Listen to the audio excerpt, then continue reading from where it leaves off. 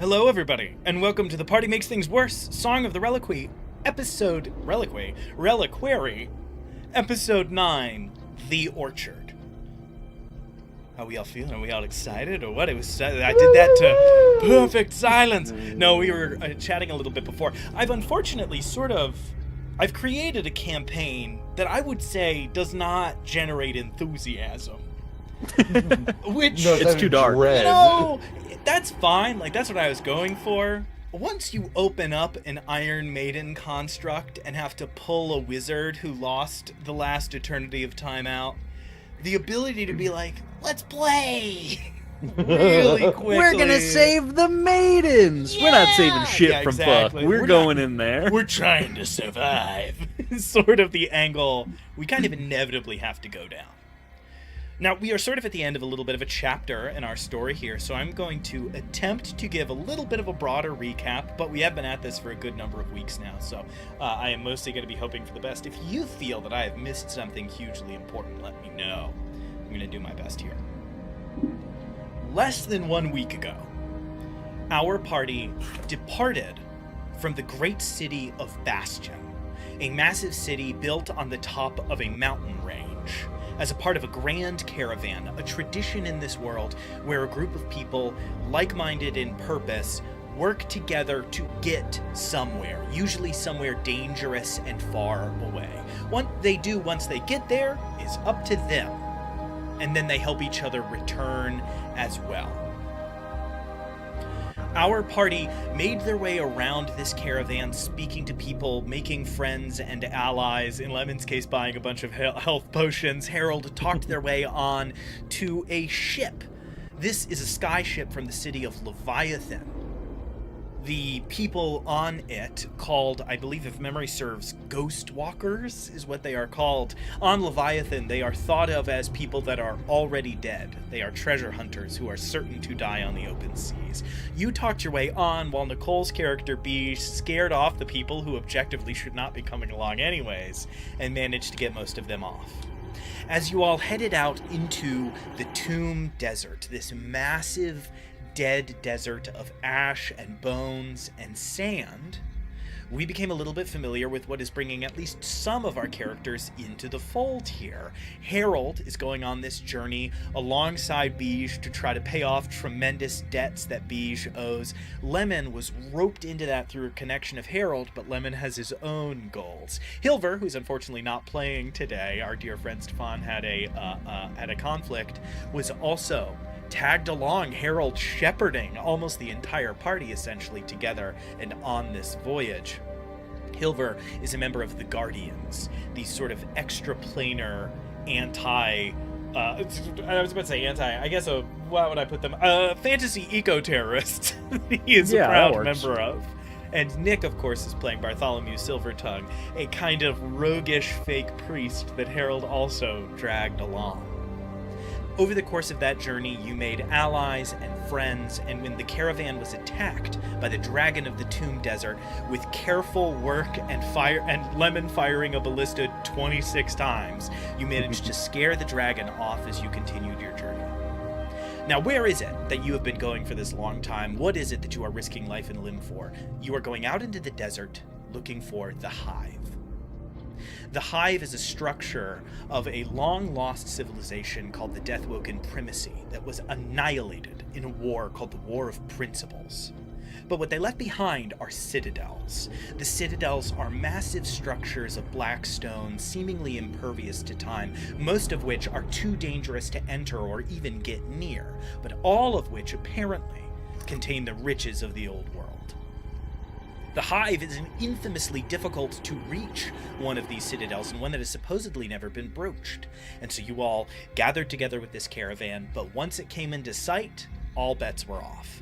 The party jumped ahead, sprinting as fast as they can into a sandstorm to get the advantage, joined by only two groups as foolish as their own to sort of forge out ahead in that Foolhardy. Foolhardy. The first, the Mages of Remgastelon, a great arcane academy led by, you now know, Lomat. No, wait, that's not that guy. I'm missing a name. Well, I'll find it in a minute. led by somebody extremely important who immediately set about to sort of informing everybody of the fact that they are beholden to them. Messed up my own lord, no! And another group that you did not identify.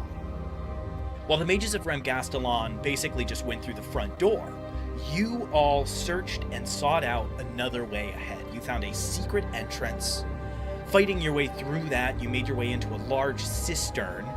A couple more fights later, you were in this strange room with a button and 2 levers. You pulled one of the levers, discovering that it basically purges the cistern, flooding it with terrible flame, and the second lever seems to dispel magic around it. Deciding not to bother with that, you went to continue, only to be discovered by a skeleton that seemed to be about to report your presence. You destroyed the skeleton, and through some quick thinking, Harold managed to ward off the report through that button that was immediately asked for. As you proceeded through, you began to hear the mages of Remgastelon trying to bang down the front door of the hive that you had snuck in through this back entrance of, and so quickly you took advantage of the distraction and moved ahead, moving through one of these strange catacombs of tunnels, down through into a larger area just as the mages punched through and were immediately waylaid in terrible combat by the strange, mummified and twisted denizens of this place that defend it with their lives. When you reached where you were headed, you found these strange gazing pools, these large pools being fed by a waterfall at the top that seemed to show other parts of the world. But it was being defended by a massive iron construct, which we called a Bastille. After a tough fight, you managed to kill the Bastille and free 2 prisoners. One it had grabbed from outside, and the other, outside, who is that? That's Corvain Vemelide, a silver dragonborn. You managed to save Corvain, and then, upon examining the creature, open it up to discover a wizard, impossibly ancient and wizened by time, Zariak the Seer. Through a miraculous over 30 medicine check, Zariak survived being removed, something the DM may not have anticipated happening so soon. And you all spirited him away further down below, taking advantage of the fact that you still had an edge on time. You made your way pretty deep into the atrium, far below where others were willing to go, and finally into a structure that we are calling the Temple. A mid-sized circular room with stained glass reliefs depicting strange figures all around it. There, with Zariak the Seer, Corvain Vemelide, and your new ally, Fitzpatrick Mendeldrop, all very serious names, you finally got to get some rest. You awoke in the morning driven by purpose. Lemon named the group The Bottom Line, a name that everybody immediately quite heartily took to, and Harold, Beige, and Bartholomew went above to begin to negotiate with other groups. What was that negotiation for? Well, you had the idea, if we're going to have to fight giant and terrible creatures anyway, why not find a way to get paid? And so you started a collection in your own name to hunt down one of the more nefarious creatures that has already been encountered, which you have been tentatively calling the Witch. A strange, flying, mummified creature that seems to be able to cancel out magic by conjuring lights and throw lightning bolts when the lights are not present. You made your way back down as Lemon and Hilver, who again unfortunately is not here, went up to those gazing pools, tore the gemstones that powered them out, 3 out of 5, 2 remain. And then Harold hired some random guy to come run a bathhouse for you all, thinking that that was obviously the next logical thing.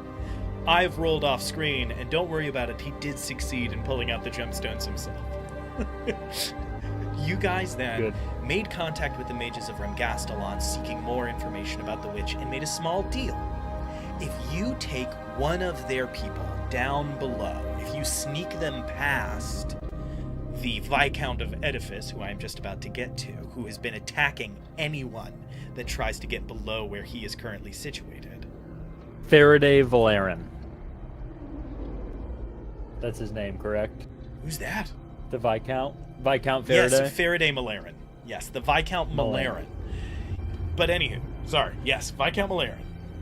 The mages want you to sneak one of their people past the Viscount, basically so that they can probably teleport people down below after examining it and bypass this annoyance that they have. You then went to the Viscount because he is set up at the door that the witch is on the other side of. Thankfully, you had something of an ally among these agents of Edifice, a gentleman named John Morris, a sniper rifle wielding gentleman with a small peregrine falcon familiar that seems to be able to shift its mass to make its eyes larger in moments of desperate perception.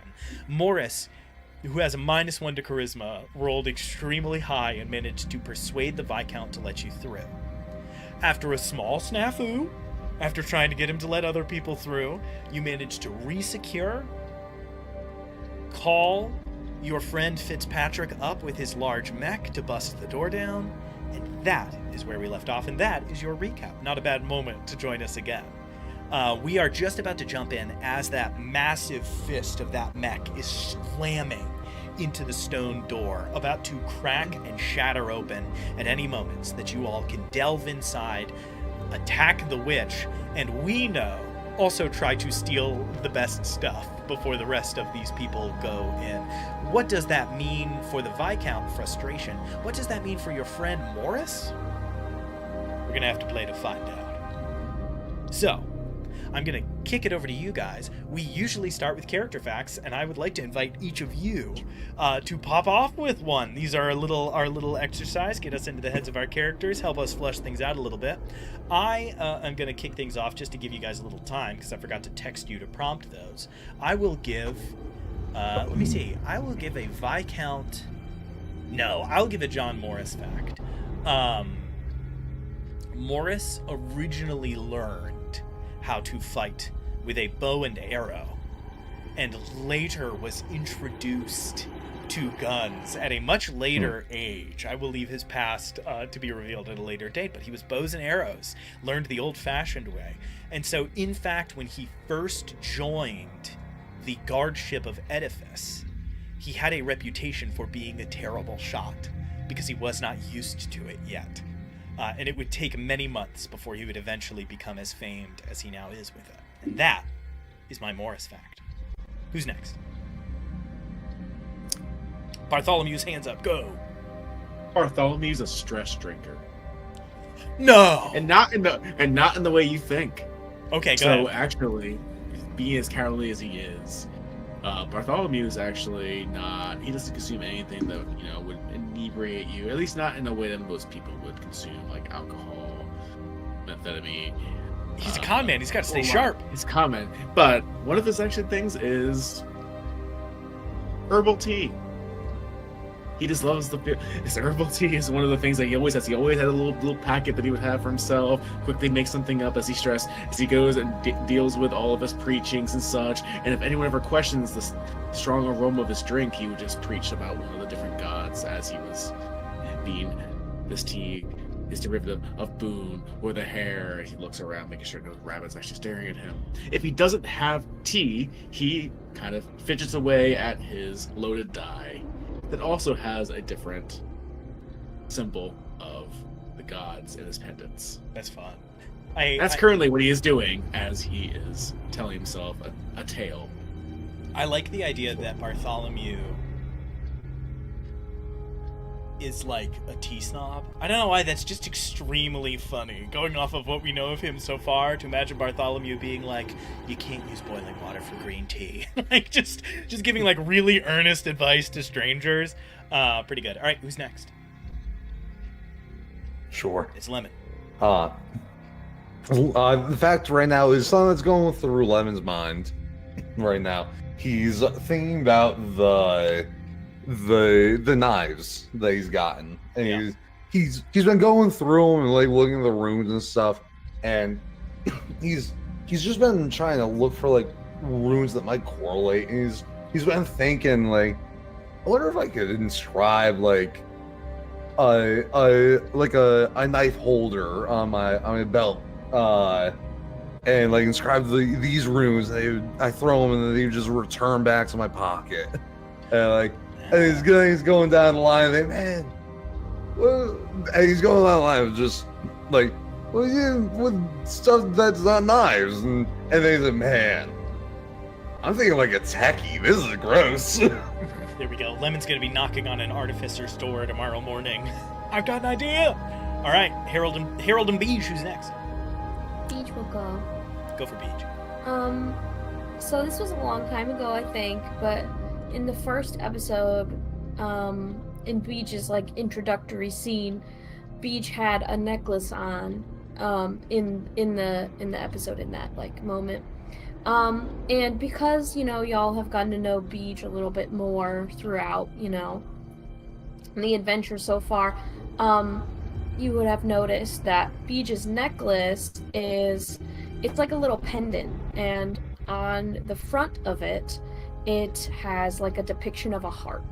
It just looks like a little harp, just a nice little depiction. And on the back,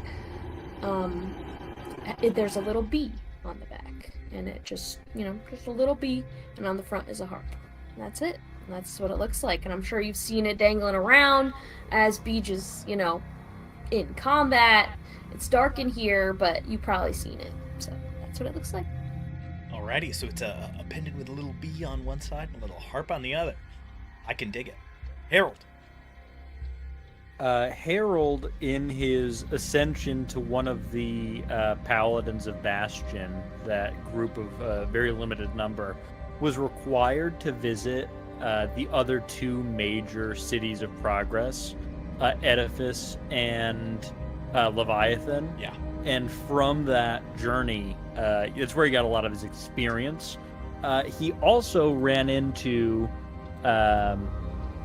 Viscount Faraday during this expedition. So they have met each other before. Does that mean that Viscount Faraday remembers it? No. But Harold does remember it. It was not positive. It was, in fact, quite negative. So there's a reason that Harold was a little bit more open to dropping the ship underneath theirs when a dragon was attacking and letting them sort of take the brunt of that attack. But yeah, they did run into each other. Were you a thorn in the Viscount's side, or was this just a brief interaction and he was a shit the entire time? Like, what's the... The Viscount was a thorn in Harold's side more than anything, because to become one of the paladins, you have to interact with the nobility of these cities, and they need to give sort of their blessing, at least in a majority vote sort of way. And I think that there was probably some tension there. Oh, I think I see this. Like, everybody else sent you on quests and things and kind of embraced the spirit. And the Viscount Faraday had you, like, shaking people down for taxes and doing, like, far less reputable... Clean the stables. Yeah, just sort of trying to kind of big dog you a little bit. All right, I think that's solid. Yeah. Okay. So with that, as we arrive in this moment, the massive fist of Guy, the mech, which was named by this group, swings down a final time, and with a whooshing of air slams into the stone doors, one of which blasts apart, shattering through the middle and across a fault line through to the top, and the other of which, without that supportive weight, tips sideways onto its about face and then falls flat. And so you're going to kind of have to scramble over. As it does, you feel an inhaled breath from the assembled guards around you, and then nothing. The dust settles, silence falls across the space. No immediate assault blasts through the front doorway before you.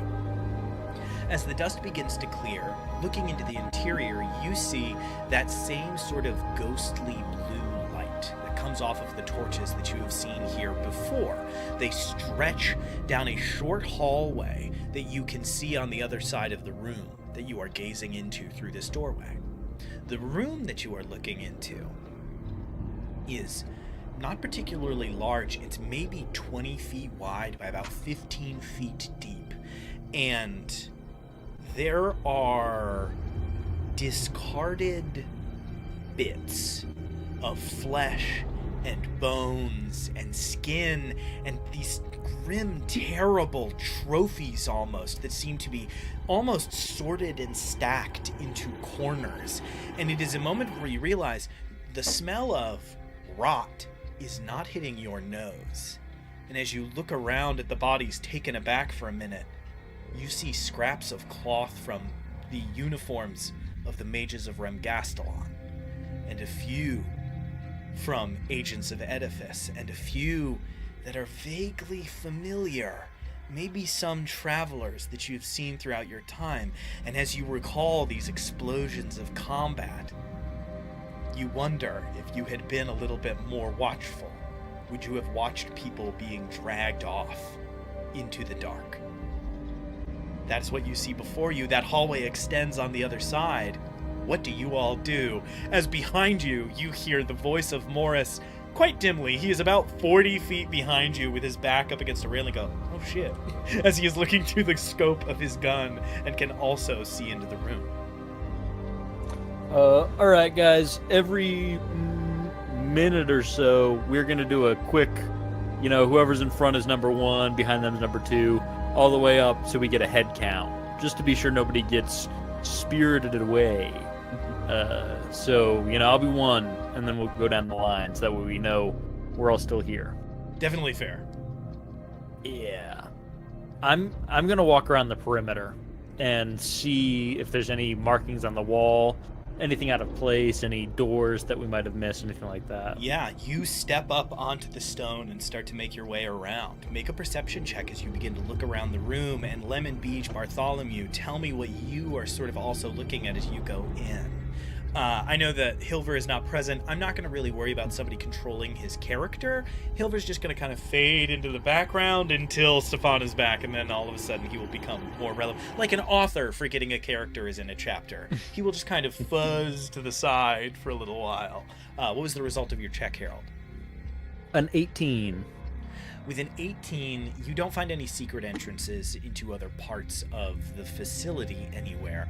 You do see that in one of the top corners of the room, not particularly well obscured, but a little bit out of vision, you do see the mouth of a horrifyingly narrow tunnel that it looks like maybe a person could fit through, but they would be squeezing the whole time. It would be like wiggling your shoulders to move forward, something that maybe these creatures would not be so disturbed by, but that anybody else would need to be constantly using athletics to climb their way through, always at risk of getting stuck.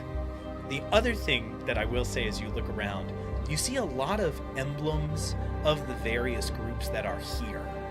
And I will say that maybe it occurs to Harold to reach out and grab couple of one of them is like a metal pin of the mages of Remgastelon that is like nice in its detail and undamaged.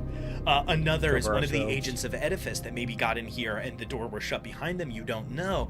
You see that they have something that is far closer to like a badge, solid piece of metal mounted on something, thankfully sort of undamaged because it is tucked in the pocket of a coat that only the like diagonal of the torso remains and still has the chest in it, but you like perfect lift it and pull that up and out. And so I will say, Harold, you can say that you have like an icon of passage for Edifice and Remgastelon. Now, that's not a perfect science. You're a pretty noticeable guy in your glinting plate mail, but maybe Bartholomew could stick one of those in his front lapel and make a costume look just that much more convincing. Maybe a mage that we agreed to bring down a level can pin this on and walk through. An extremely good point. Is anybody else doing anything in this initial room, or are we delving deeper into the dungeon? During that moment when the construct was broken down the door, Bartholomew was determining a tale for himself. And so he was the tale of the runaway. Who would have thought? But on a second thought, he realized that he was spared in the last room, so he actually decided to not cast it on himself, to bestow the tale, but on Hilver. Kind of like paying a debt for saving his life back there. Very good. So when Stefan returns, I will inform him of this additional blessing, just in time for my camera to get real fuzzy. That's perfect. All right. Anybody else getting up to anything else? I'm just looking for like evidence of fights, like what was used, all that stuff. And if there was any fighting in this room. Sure. I will say from the perception check that was already rolled, you would know that there isn't any fighting. But if you want to make a medicine check to see if you can sort of figure out the state of these bodies and deduce what maybe killed some or all of them, you could definitely do that. Yeah. I shall. Wait, I have to be a beauty vlogger for a second. No.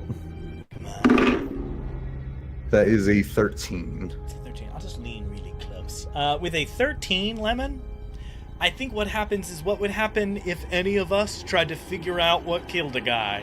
You're looking at, like, disassembled body parts, and over in the corner, Harold, Bartholomew, and Bees, you just hear Lemon go, this guy's dead. And it's like pointing at a corpse that They were ripped apart. It's in 5 parts and, like, disassembled across the room. I'm just going to close this for a couple seconds while I try to figure that out. Yeah, you just see carnage. It's very difficult to suss anything out, Lemon, and with a 13, you just certainly don't get much detail. That's fair. I don't think a man did this. Yeah, you say that supernatural thing where they're like, his heart's gone, and you're like, thanks, bud, that helps.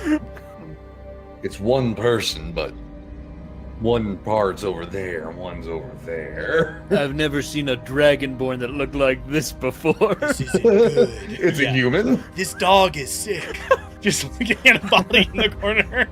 All right. I think with that, unless anybody has anything else, you guys will probably... Oh, go ahead. I was wondering where the blue lights are specifically in the room. Yeah. 1 second. Yeah, there we go. You're looking for the source of these blue lights. You see that there are a couple of these, like, lit torches on the wall. Fewer than in that long hallway that you went down many sessions ago now that seemed to be there, like, to detect magic. Those that flared red in the presence of magic. These seem somewhat more practical. They don't respond to pretty much anything in the room. And you know that bare minimum there's a giant, largely arcane construct right outside, and none of them are flaring. So I think the first thing you would notice, Beej, is clearly they are different in some way. If you'd like to make an Arcana check to see if you can figure out what they do that is different, you could certainly try. I would love to. Great.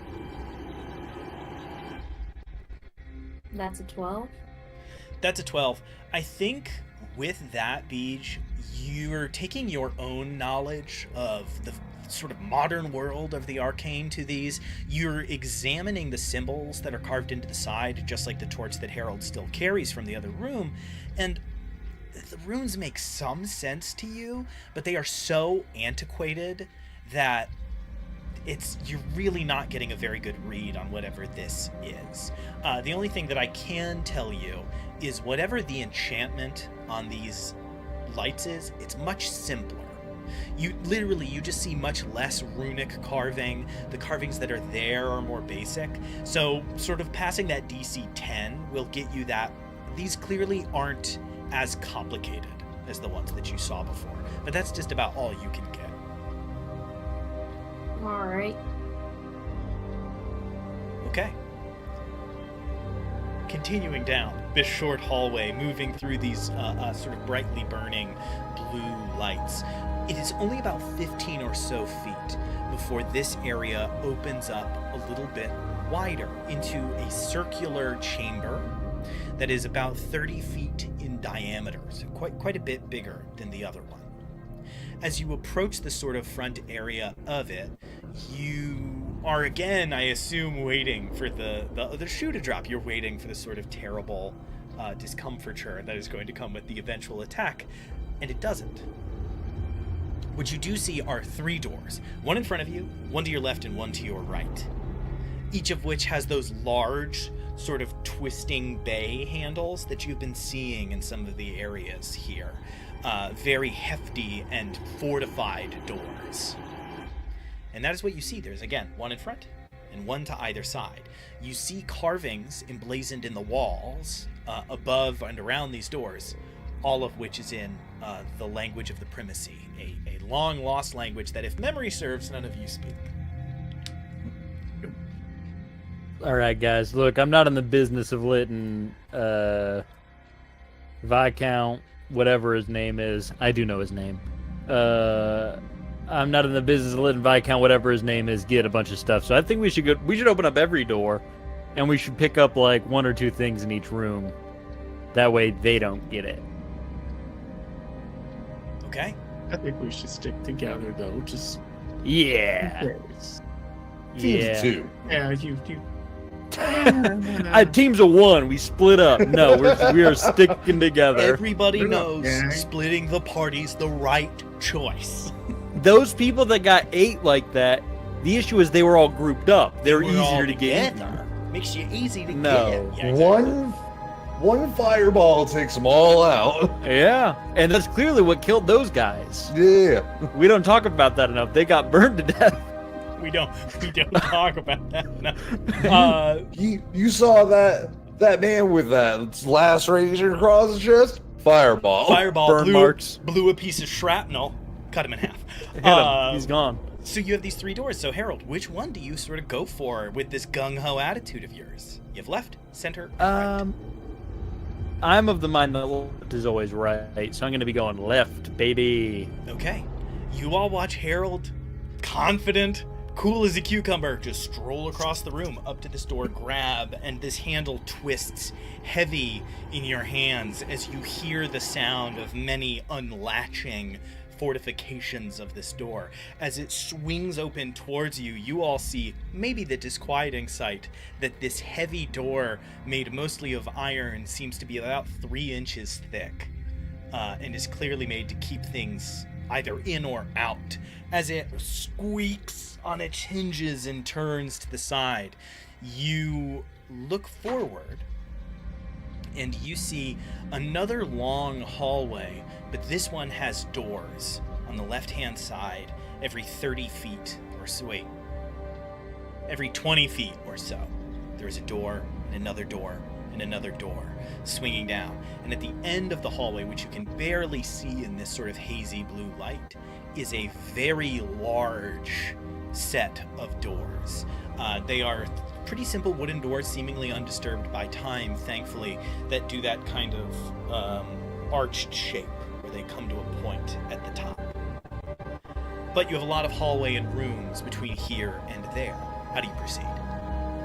Harold closes the big door and locks it shut, and he says, the other thing I'm not in the business of doing is getting, snuck up on from behind by going too deep into a room that's 3 inches thick with a wall before checking the other rooms out first. So I'm going to go to the right this time. We're going to open that one and see what we're looking at there, and you're going to guess it, the middle after that.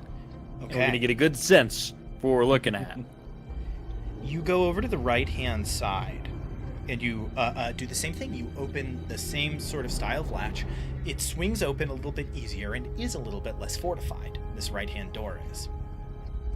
This opens instead as the door swings. This time, the smell that hits your nostrils is the terrible smell of rot that you were anticipating in the other room. As the door swings open, and terrible smell fills your nose, your eyes water. Make a Constitution saving throw. Pretty good stat. Say 12 plus 5, 17. You succeed and manage to not sort of be sickened by this terrible smell that everybody smells, but only Harold is close enough to sort of have to deal with the effects of. Harold, you look up as your eyes clear, and you are looking into a very, how do I describe this? A very Calm simple... and peaceful. No. Very simple, very austere. It looks like at one point it had been very clean. It's a room that is, that's what I'm trying to think of. It's a room that looks like it was made to be easy to clean and is now filthy regardless. You see large stone tables. There's 6 of them arrayed in the center of the room, on each of which is bodies in various states of, some of them decomposition, others mummification, some of them cut open, and you can see where pieces and objects are being inserted inside of bodies that look not quite stitched all the way together yet. In other corners, you can see similar sort of bodily detritus, like in the other room, but these don't have the feeling of having been placed, stacked, and sorted. These look like somebody working over a body, picked something up, and threw it across the room and got back to work. All of that is somewhat disturbed by two things that you see then.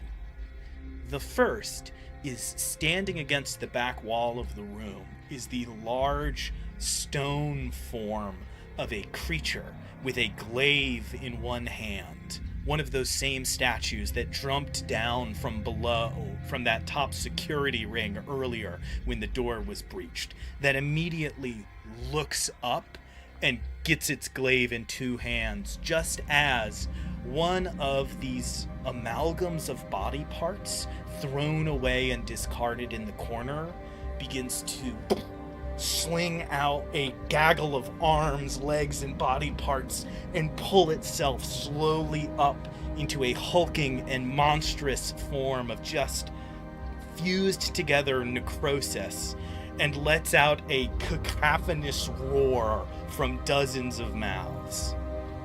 Roll initiative. Harold closes the door. No. You can close the door with your first action. How about no? No A way. nat 20 on initiative. Oh my gosh. I've done it. That is awesome. All right. So we've definitely got Harold up first with that. Well, we'll see. It is a 21.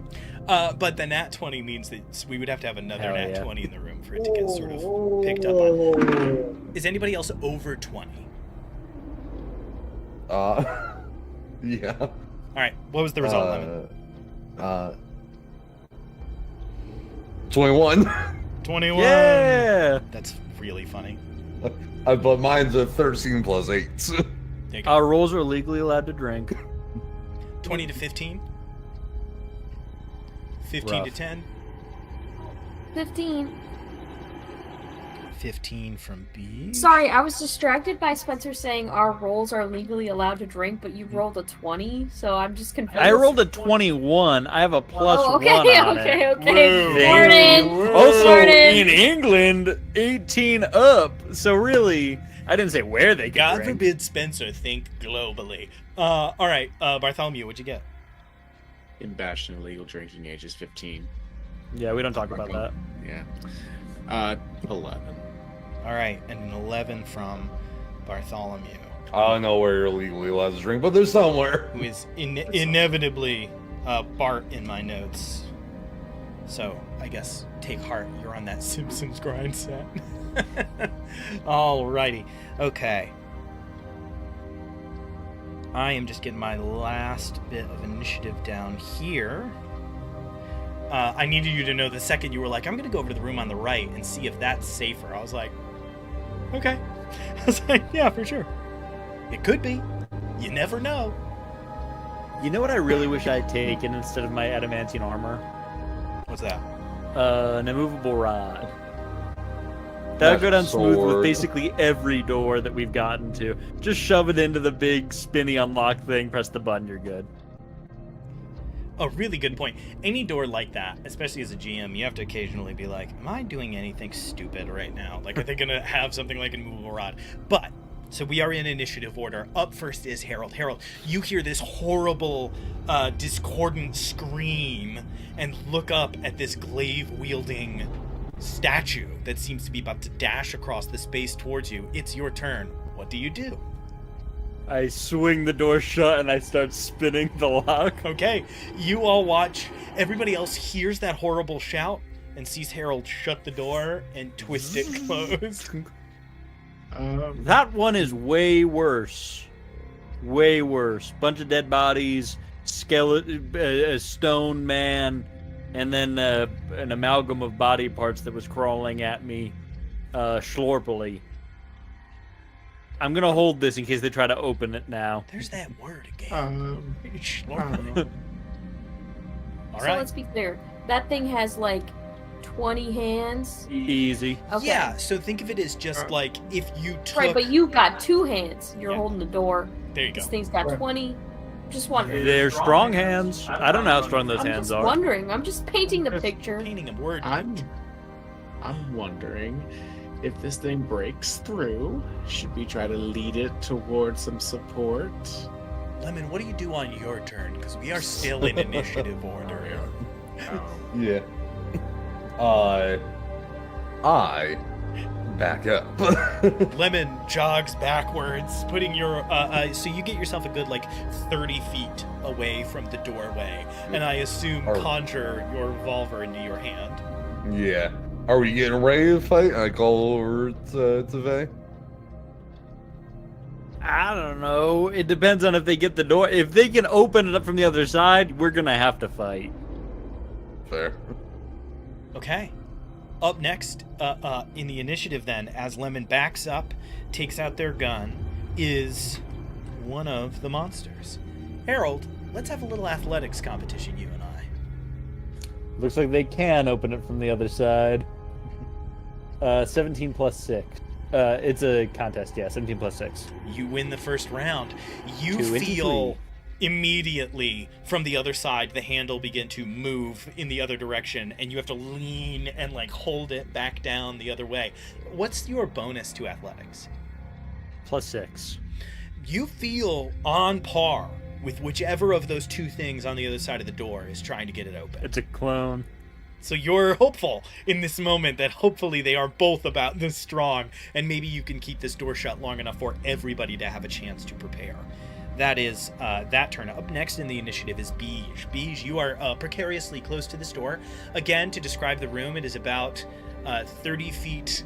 It is a 30-foot diameter sort of circle, and you are on wherever you want to be within it. That unfortunately does mean that most things will be able to cross it in a single move, but on the good news side, that means you all will be able to cross it in a single move.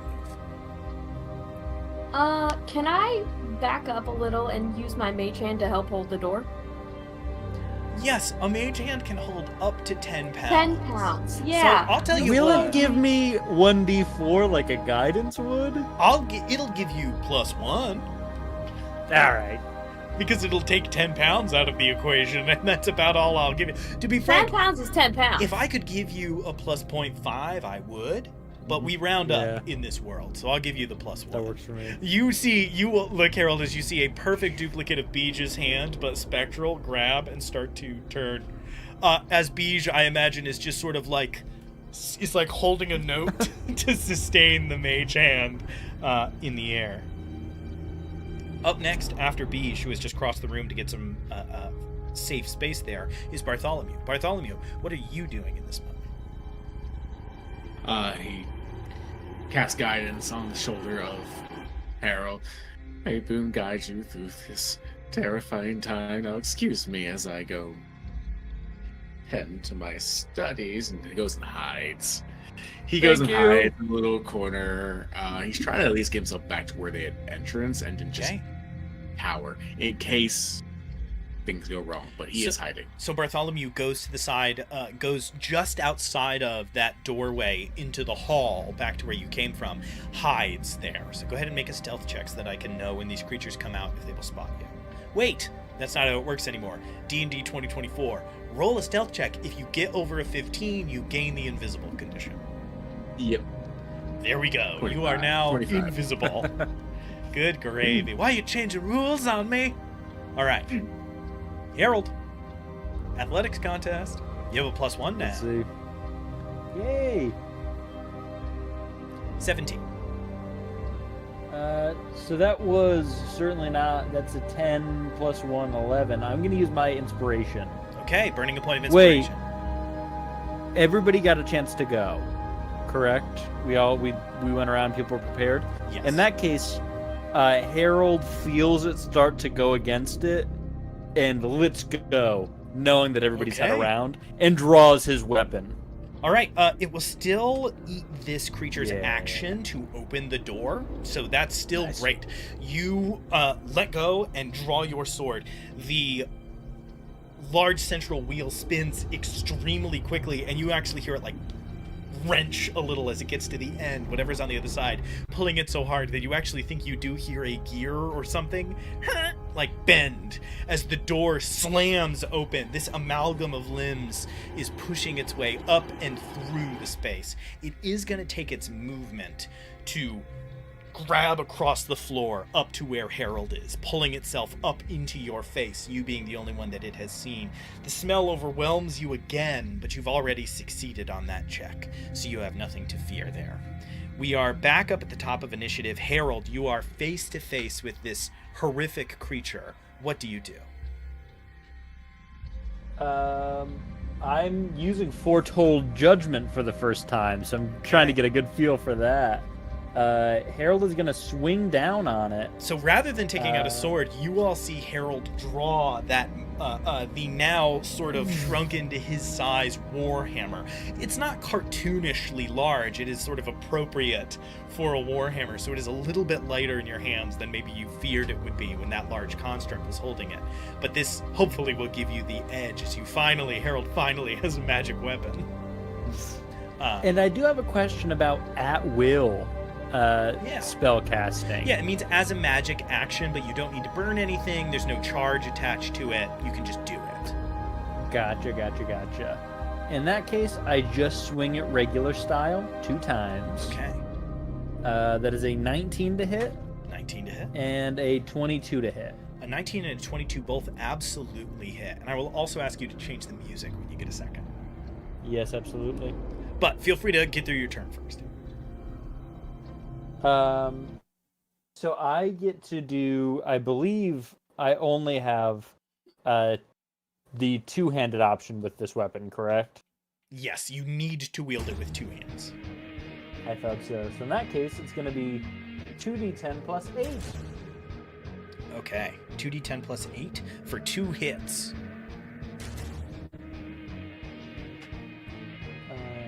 11. That is 16 points of damage. All right, 16 points of damage.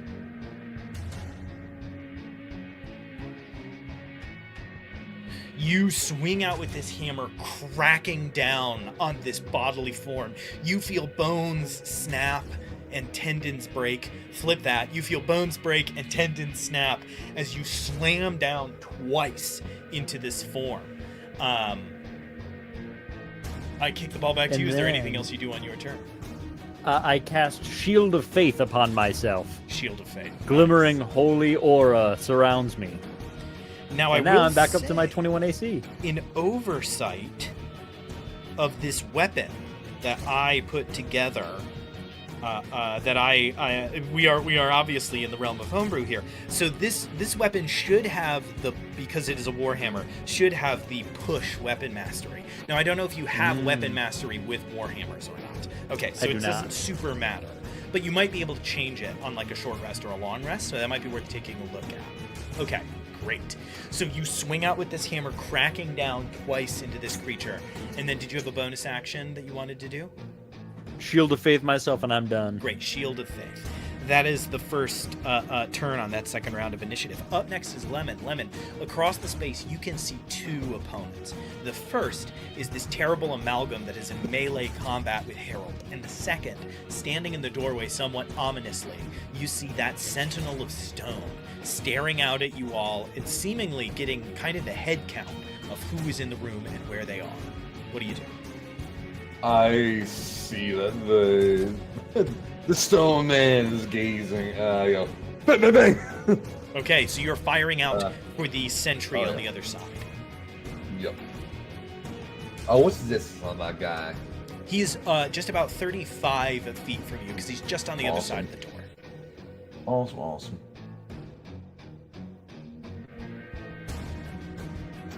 For shots. For shot. 16. Plus 12. So, 28 to hit. Yeah, that hits.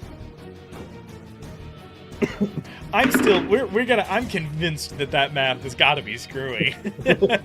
We'll get there. No, I'm sure you're right. You always do this with your characters. For those of you who didn't watch our previous seasons, Michael might be the biggest min-maxer I know. But no, you fire off across the space. Those definitely hit. Go ahead and roll damage. Second one, 11 plus 12, so a 23 to hit. Yeah, that hits. Okay. Certainly he was stoned, so I thought maybe his AC would be over 23. Maybe if he was made of adamantine, brother. I don't know. I think 23 would hit ancient dragons.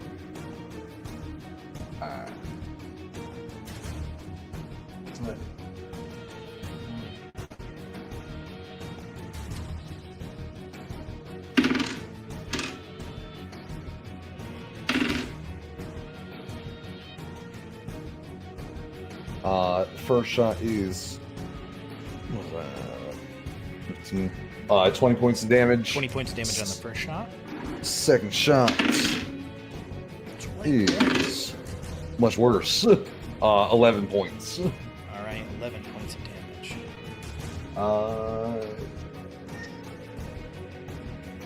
Yeah, that'll be my turn for right now. Okay, and that's your turn. Great. Up next is the sentry. Let me see here. Pardon me. You watch as the sentry...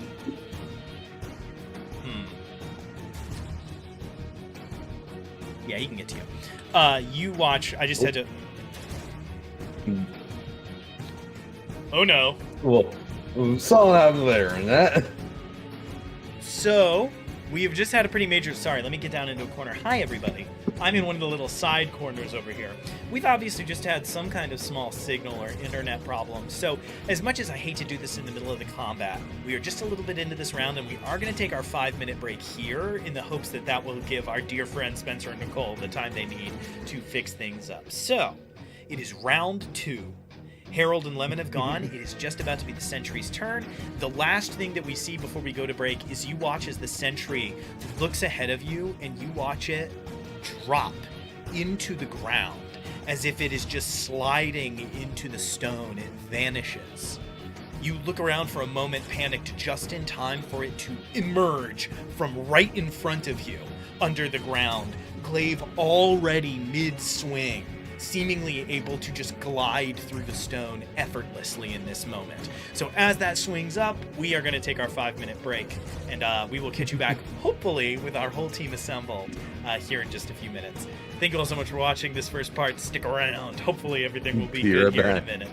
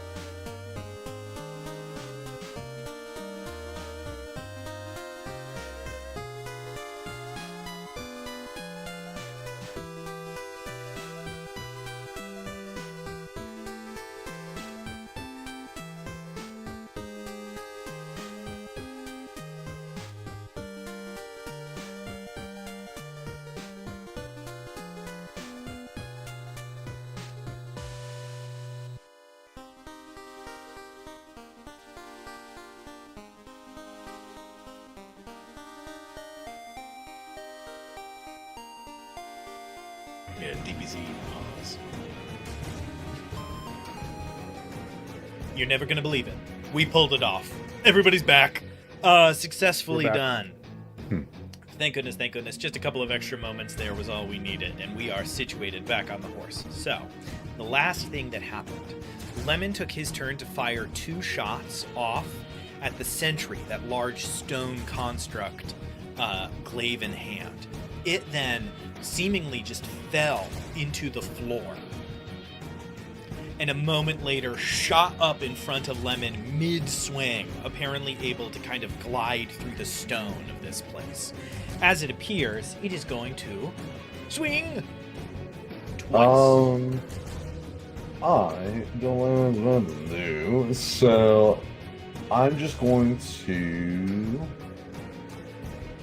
And I will say, because it has a reach of 10 feet, it stays 5 feet back from you. So it's not right in your grill. It's 5 feet back. Okay.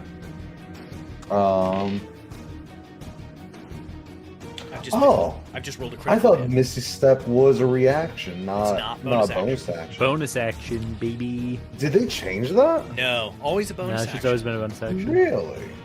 Now, I did just Fair now, enough. now, I did just roll a natural 20, which is unfortunate. I'm going to roll for my second attack. right Great now. start.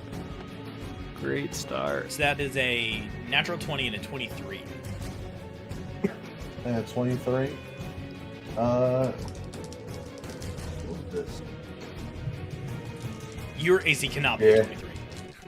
No, but I have something that bumps it, so I was thinking, but it still wouldn't. Okay.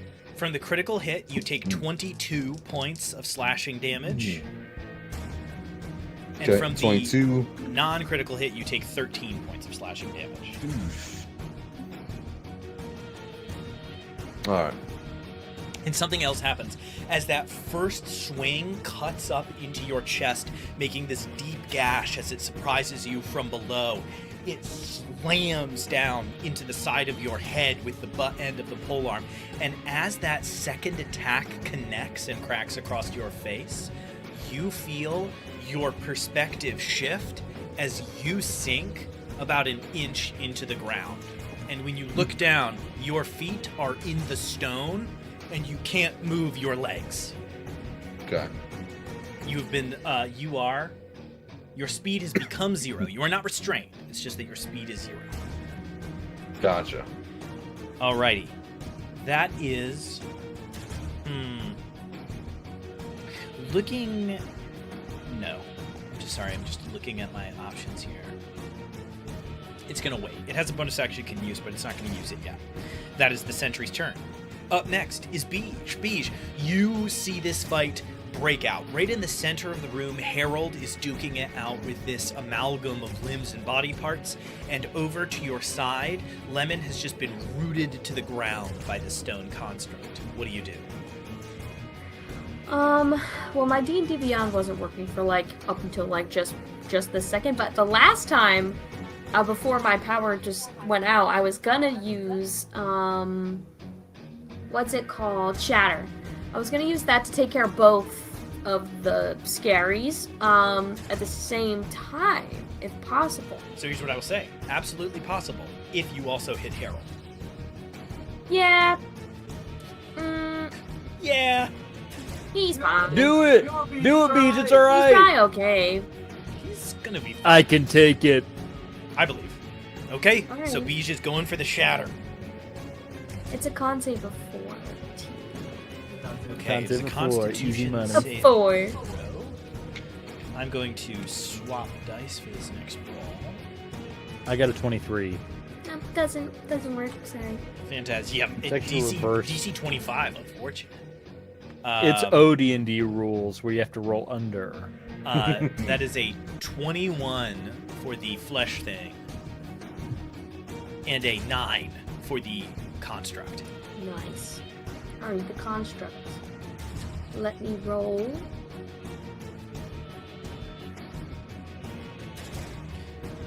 Oh, it doesn't matter. He had disadvantage because he is made of stone, crystal, or metal.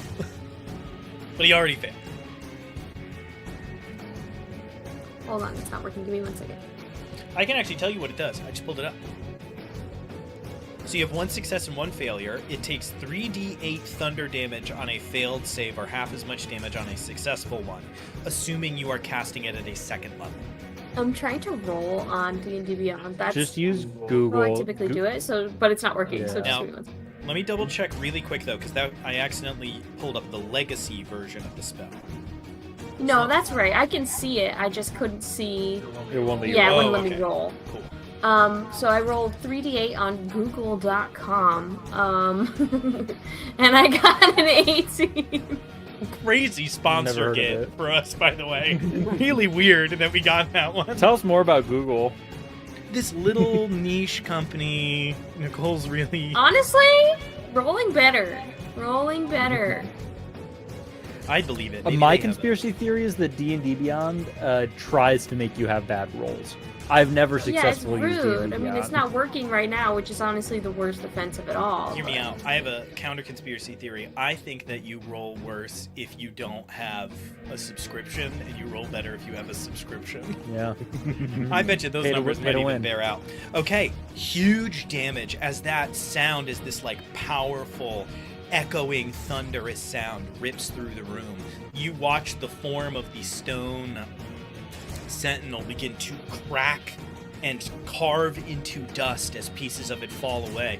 The large, sort of fleshy construct roots itself to the ground to take this damage, but does still take that 9 points from succeeding. And I assume Harold does the same, as the two of you are sort of locked into combat. At this point, the sentinel's starting to look really hurt, despite combat pretty much just popping off. But this fleshy thing is largely uninjured as we are getting into this part of the combat. All right, Beach, that's your action. You have your bonus action and your movement if you wanted to do anything with it.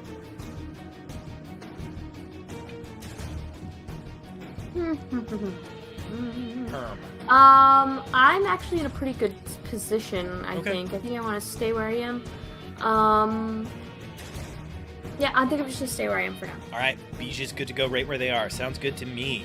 You feel a little bit of some of the tension in the room shifting your way, but we'll have to see how that bears out, as it is Bartholomew's turn. Bartholomew, you are still hidden in that little section of hallway, that little cutoff.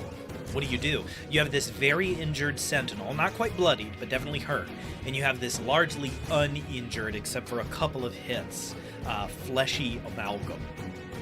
How close are they to each other? They are about 15 feet from each other, with Harold between the two of them. Cash shatter. Okay, so no, I shoot lemon. We're not shooting Harold. We're explosive. Bartholomew but takes AoE. out a gun. No, He shoots Harold so he brings up. specifically. So Bartholomew is just thinking to himself, "Why the hell am I still part of this bullshit?" Okay. Fires the blunderbuss. blunderbuss and a sneak attack, and going for this the stone sentry.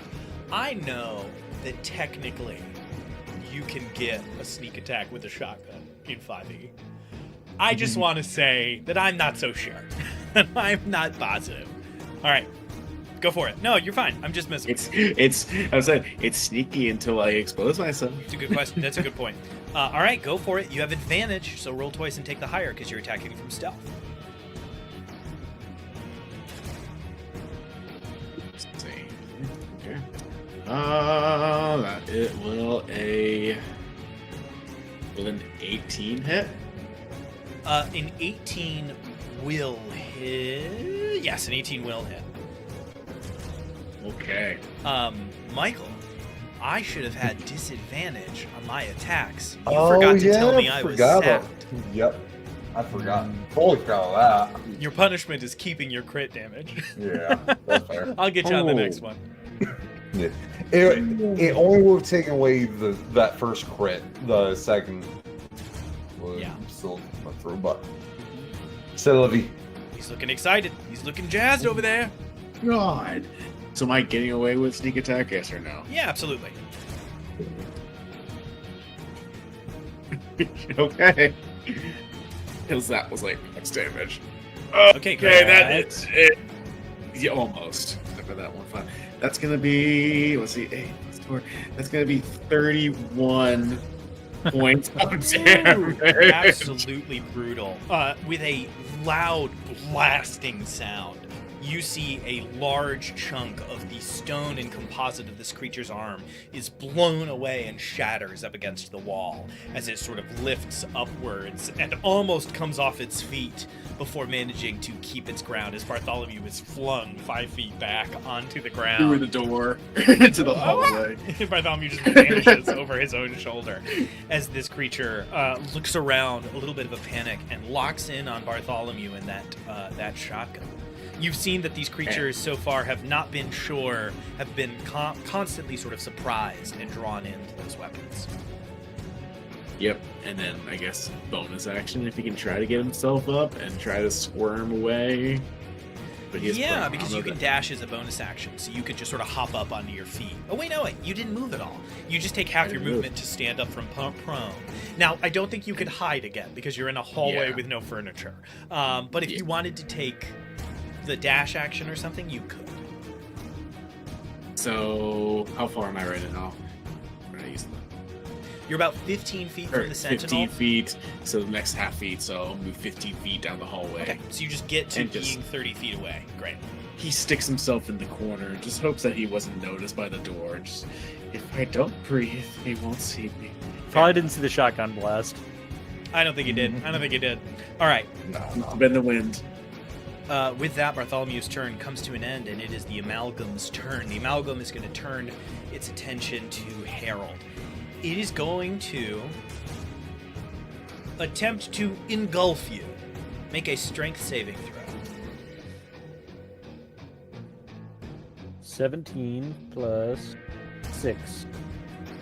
That unfortunately succeeds. Fortunately for me. I hate golf. I'm reading through. It's a save or suck ability. You feel Yeah. these hands and arms and legs wrapping around you, trying to pull you in, but they can't quite manage to get it done. But, oh wait! Haha! It is part of its multi-attack, so it does still get to make a normal attack against you. Good gravy. Fair enough. 2 flesh lash attacks, or 1 flesh lash and an engulf. That's a terrible flesh lash. Flash slash. That feels bad to say. Swedish. How does a 16 do you? Plate armor. Not quite. Doesn't get through my You're my being aura. berated by these hits, but these are decomposing, breaking down bodies. Once you set the horror to the side, its fists trying to break through plate mail, and it is having a hard time getting that done. You do watch, however, as seeing that is the case, failing to grapple you, failing to attack you, and taking that hit, it does divert its attention and pulls itself across the ground to where Beige is. Harold, you can take an attack of opportunity in Beige. This thing immediately whips around and starts to grab onto the floor and pull itself over towards you with an unnerving speed. No, it doesn't. Oh, it doesn't? No, actually. No, no. Does a 14 hit? 14 does hit the amalgam. Yeah. This thing is massive and comprised of all of these component parts. There's nothing difficult about hitting it. That is 9 plus 4. 13 damage. 13 points of damage. Okay. I break one of the arms. Yes, you absolutely do. As you continue to swing down with this hammer, one of these arms reaching up towards you is bent, snapped over itself, and put in a terrible, precarious position. As this creature pulls itself across the floor over to where Beige is. Harold, that is your turn. Stand near the broken arms. It can't grab you as good. It's your turn. Oh, mine's Oh. sorry. No, it's Harold's. Oh, okay. I'm gonna rush for the sentinel. Okay, you're going for the injured sentinel. Yep. And that is 19 to hit. And a 16 to hit. 19 to hit hits. 16 does not. Fair enough. Your first attack finds purchase on its sort of stone form, but the second hit glances off. That is 13 points of damage, and I am going to use a spell for Divine Smite at a 2nd level. That hurts. And that's 2d8. I'll roll real quick. 7, 11, 16 additional points of damage. After its 13 points of bludgeoning damage, it had 2 HP remaining. You shatter through with that remaining radiant damage, and its form is destroyed. As you carve through it, we have a moment where the sword passes through, and the creature looks up and reaches out a hand, and then this light billows out from inside it, and it explodes, sending stones scattering across the room, and its glaive clattering to the floor. Hopefully there wasn't a wizard inside that one. You don't see a sort of gooey center to the middle of this thing. Nice. I will say, what's your passive perception? 13. 13. Yeah, you don't notice anything weird. That's fine. That's fine. All right, that is Harold's turn. Up next in the initiative is Lemon. Lemon, Beige is in conflict with this terrible amalgam. It's your turn. What do you do? The statue, he's no longer alive, right? Sentry's dead. Sentry's dead. I thought. Yeah, I still have 0 movement, correct? You have 0 movement until the start of its next turn, which is in like a couple seconds. It doesn't have a turn though. It's dead. Am I? It does have a turn. Forever. It has a turn. Its turn is just going to be it using its full action and bonus action to decompose on the ground. Fair. Yeah. I'm in no real danger at the moment. Then, I'm still facing the amalgam, right? Mm-hmm. Cool. Like, Yeah, thankfully, your back is to the mirror. wall. Hey. Yeah, I'll just Boy, I just realized there's no facing in D&D, so it doesn't matter. But that's a good point. Like, what if you had been fighting it facing the wall and then gotten sunk into the ground? You would have had to like do you have to do a backbend and fire? Like, yeah, and that's it's at least possible with a gun. I can do that. I can go between the legs, all yeah, that. if you had a longbow, sword. Yeah, if I had a longbow, a sword, throwing knives, like, yeah. Bounce the throwing knife off the wall, I think bounce would off the work. wall. I do like Harold's image of holding up like a hand mirror and throwing the knife backwards over your shoulder. All right, Lemon. So what are you going for here? I'm just shooting at the amalgam then. Sure. First shot is great. 2 plus 12, so 14. 14 does hit. Wow, you got a crit fail to not hit this thing. That's crazy. It was one off from a crit fail. Yeah.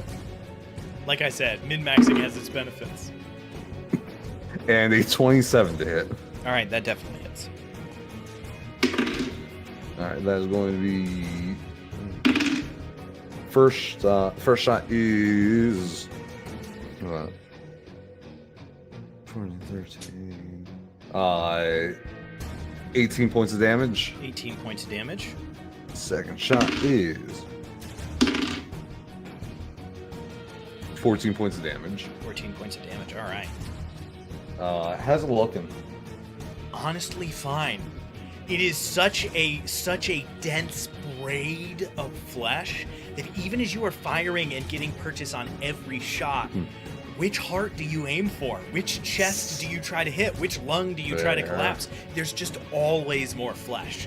And so as you are firing and Harold is breaking bones and Beige is shattering and Bartholomew is firing, this thing is just taking the hits and keeping moving. Gotcha. Yeah, I got nothing then. Okay. No big AoE. But it does have disadvantage. I am going on to its next do. attack. Yes, it does. I'm gonna bonus action and reload. Okay. Bonus action reload. You put a That's couple my of turn. extra bullets in your gun. All right. That is Harold's turn, Lemon's turn. So it is the sentry's turn. The sentry is dead. Your 0 movement speed comes to an end. You feel the stone that was sunk around your feet gets brittle, and you are basically just able to break your feet out of it, as whatever magic was holding you in place is no longer doing so. Up next is Bij. Bij, you are face to face with this horrible amalgam, and I need you to make a Constitution saving throw at the start of your turn, because you are within 5 feet of the creature.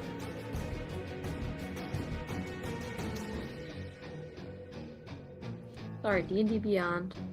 I know.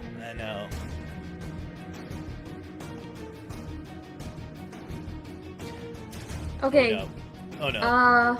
Oh no. 5 plus 2, that's a 7. B just probably like that.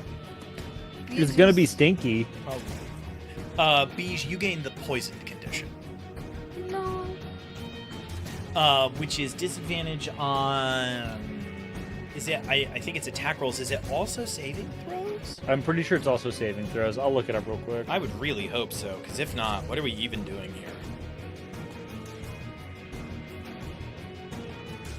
Again, this is the kind of real, actual play experience that you can only get here at Attack rolls and Florida. ability checks, not saves. Definitely not...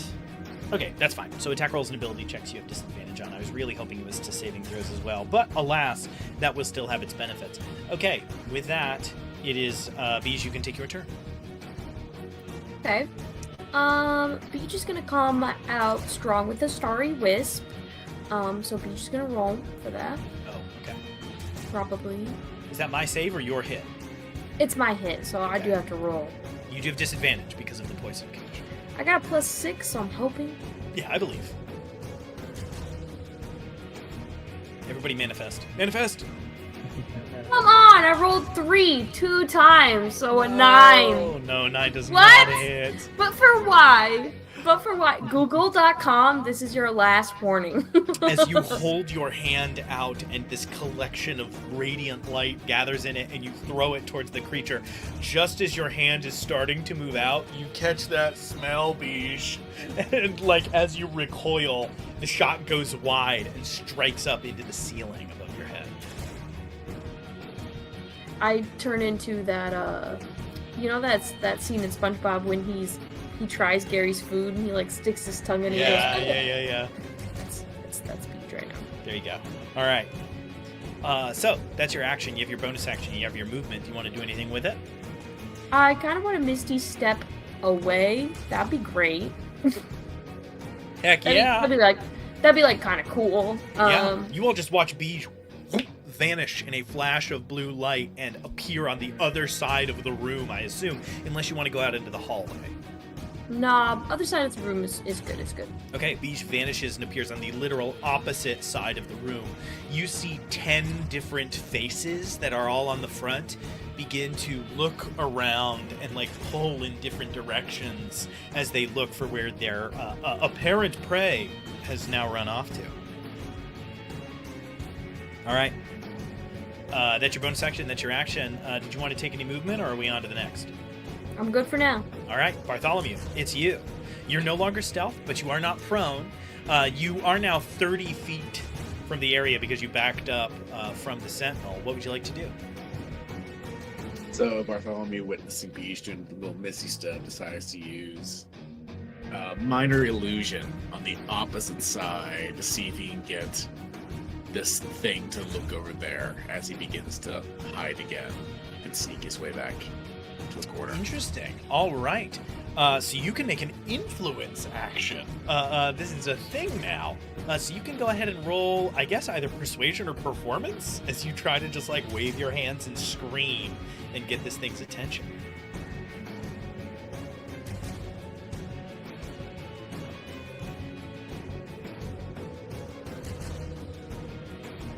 That is 21. A 21 is absolutely going to succeed against whatever this sort of, I mean, would it be against? I think it's against like the proficiency plus 10 or something. It's a devastating win. This thing's attention is sort of pulled across the room to you. What I'm going to give effectively for that is either the next attack roll against it will have advantage, or its next saving throw will have disadvantage, whichever comes first. It will basically just be distracted for its next major thing. Bartholomew starts to kind of back up into the shadows and try to hide with it. He's going to shimmy against the wall. Yeah, now Oh, that you're that- down to a single opponent, you can just move until it can't see you and take that bonus action. Okay, I to didn't know, jump but in I don't know how the far wall. I could see. Yeah. Yes, the bullet theory in the room allows for it, so you can go ahead and make a stealth check.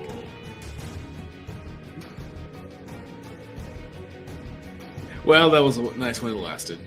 That was not one. That one, no! Wait, can I use luck? Can I use luck point? Yeah, sure. Fuck. No, Another net one.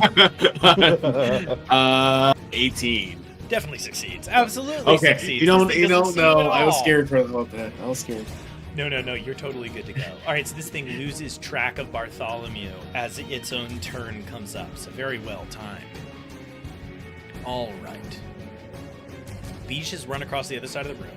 This thing only has 20 feet of movement, so it can't get to Beach. Harold is still in plate mail. It's going to run up on Lemon. Nah. The First gun things guy. first, I'm going to roll to see if it recharges. It's engulfed. I need a 5 or 6 on this die. I'm hopeful. 2. I'm not. 2. All right, this thing pulls itself across the room over to Lemon, continuing in this sort of frenetic rage. It is going to make both its attacks against you. Yes. First one is disadvantaged. I already rolled with disadvantage. I remembered this time. All right, that is a 15 to hit. Does that hit you? No? Okay. I rolled it in a 16 on the second one. Your AC is way over that? Yeah, no. Not way over. Okay, swinging out, taking these like massive hits down. It is slamming down with these horrible twists and knots of arms and muscles, and it just can't seem to connect to anybody. I have Which isn't sturdy. frustrating at all for anyone involved. Everyone's fine with it. It's so cool. So up next is Harold. Thinking that. One with the floor, sturdy. Sturdy. Lemon's channeling stone. Harold, seeing everybody else try and grab this thing's attention, is going to go, looks like it learned my plate mail trick, and uses a new spell for Harold, which is Infernal Challenge. Oh, beans. So I offer a creature a compelling challenge. Something like, get over here, freak! And that's going to be a charisma saving throw. You're never gonna believe this. Pretty low. Not a super high charisma on the flesh mound. Not even one of the heads is handsome. Roll a luck check for me. It's a 13. With a 13, no. There's like one that's like kind of blandsome that looks like it's going to be on a new season of Suits, but that's like about the best Something. this thing can do. 15 minus 1, 14. That would be a save, but it gets disadvantage because of Oh yeah. Bartholomew's thing. 12 minus 1, 11. Yeah, it succeeds. There we go. All right. All right. What's the result? and I've never now- heard of this spell. So I get +2 bonus to AC. My shield goes away, but I effectively get shield again, so that's all right. Great. The target has disadvantage on attack rolls against other creatures than me. Oh my God. And the first time it tries to move away from me on a turn, they have to succeed on a charisma saving throw or their speed becomes 0 until the start of their next turn. Of course. And this is a bonus action, so I'm going to run up at it, I'm going to start swinging. Yeah, no, naturally. In that moment, I was like, maybe this thing could be smart and like choose to run away. And then I looked over at a monster stat block and I did see intelligence 5, and I went, it's not running from anything. This thing's not running from nothing. Alright, that is a 16 plus 7. That's going to hit. It's 23. Yeah, that'll do it. And a 12 plus 7. And a 12 plus 7, That 19. will also Wow. hit. Rocks. Yeah, those definitely both hit. Do some damage. 10 plus 4, 14 damage. 10 plus 4, 14. And Oof. 7 damage. So 21 total damage.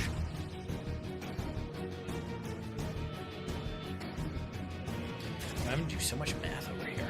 All right, starting to look hurt, starting to look ragged. This thing, it was really hard to tell when it was going to start losing its form. And what you see is some of the limbs on the outside, some of the exterior faces are beginning to rot and fall off. Whatever necrotic magic is holding this thing together is growing tenuous and frail.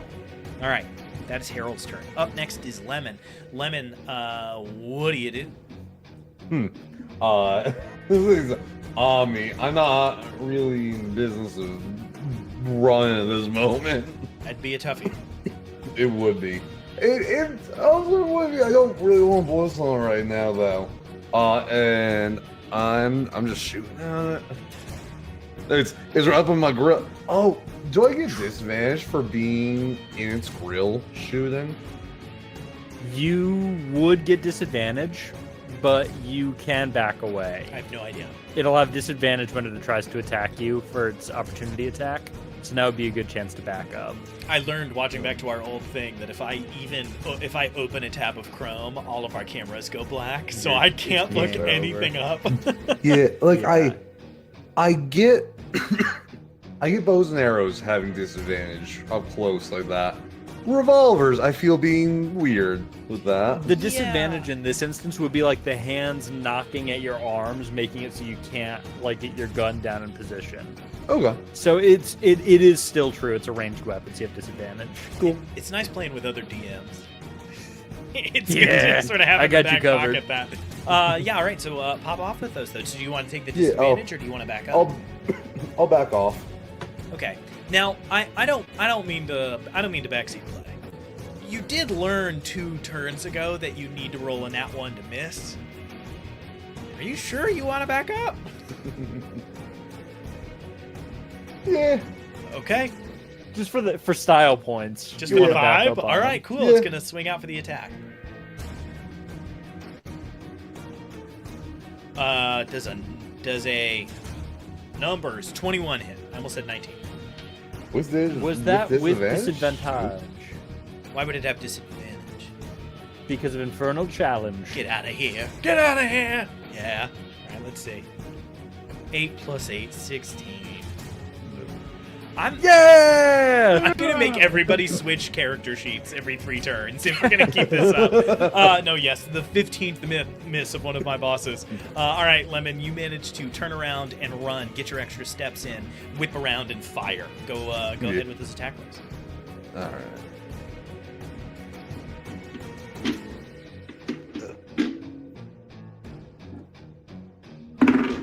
First one. It's 2 plus 12, so 14. Yeah, hits. just barely. Get out of here, man. Second hit. Don't roll in that Simply one. too good. He's a 28. That hits. So that one doesn't. Some's in my eyes. There you go. 3 plus 8, so 16 points. 16 points of damage from the first or all together? First. Okay. And then 15 points. Putting down the So- hurt on this thing. Still looking pretty good. Describe your kill. Oh! It's not looking good. I find like one body that's less decayed, like in the middle of it all, and Yeah. I just go for shot in its heart, shot in its head. Boom boom. All right. You fire off these 2 shots, one into its heart, one into its head. And As like you do. that was the last bit. That was the one not controlling, but it had the last little grip of life to it. You actually do see, as you plug the central body, once in the chest and once in the head, the body of this figure shivers and shudders and then collapses. And as it does, this flesh kind of dissolving and falling apart in a state of utter necrotic doom. As it is sort of shifting and pulling apart, you see embedded in the torso of the body that you shot is this absolutely massive green crystal. It is jagged and rough around the edges, and in fact still seems to have some of the stone that it must have once been impacted in attached at the sides. This very rough cut. It doesn't look like a gemstone. That as the creature falls apart, you watch as the parts of the flesh that are still connected to this crystal are still almost alive.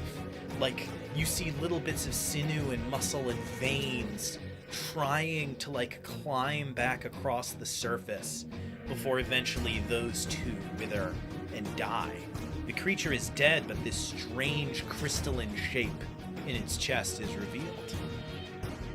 The combat is over. These two creatures destroyed.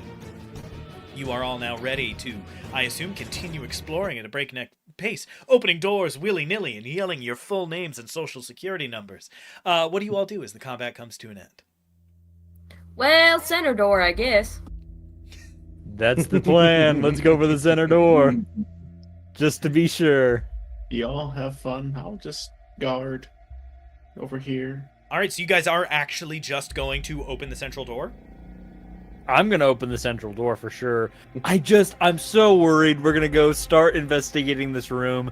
The door's going to open up on the other end and like 17 ghouls are going to jump us and lock us in a room or something.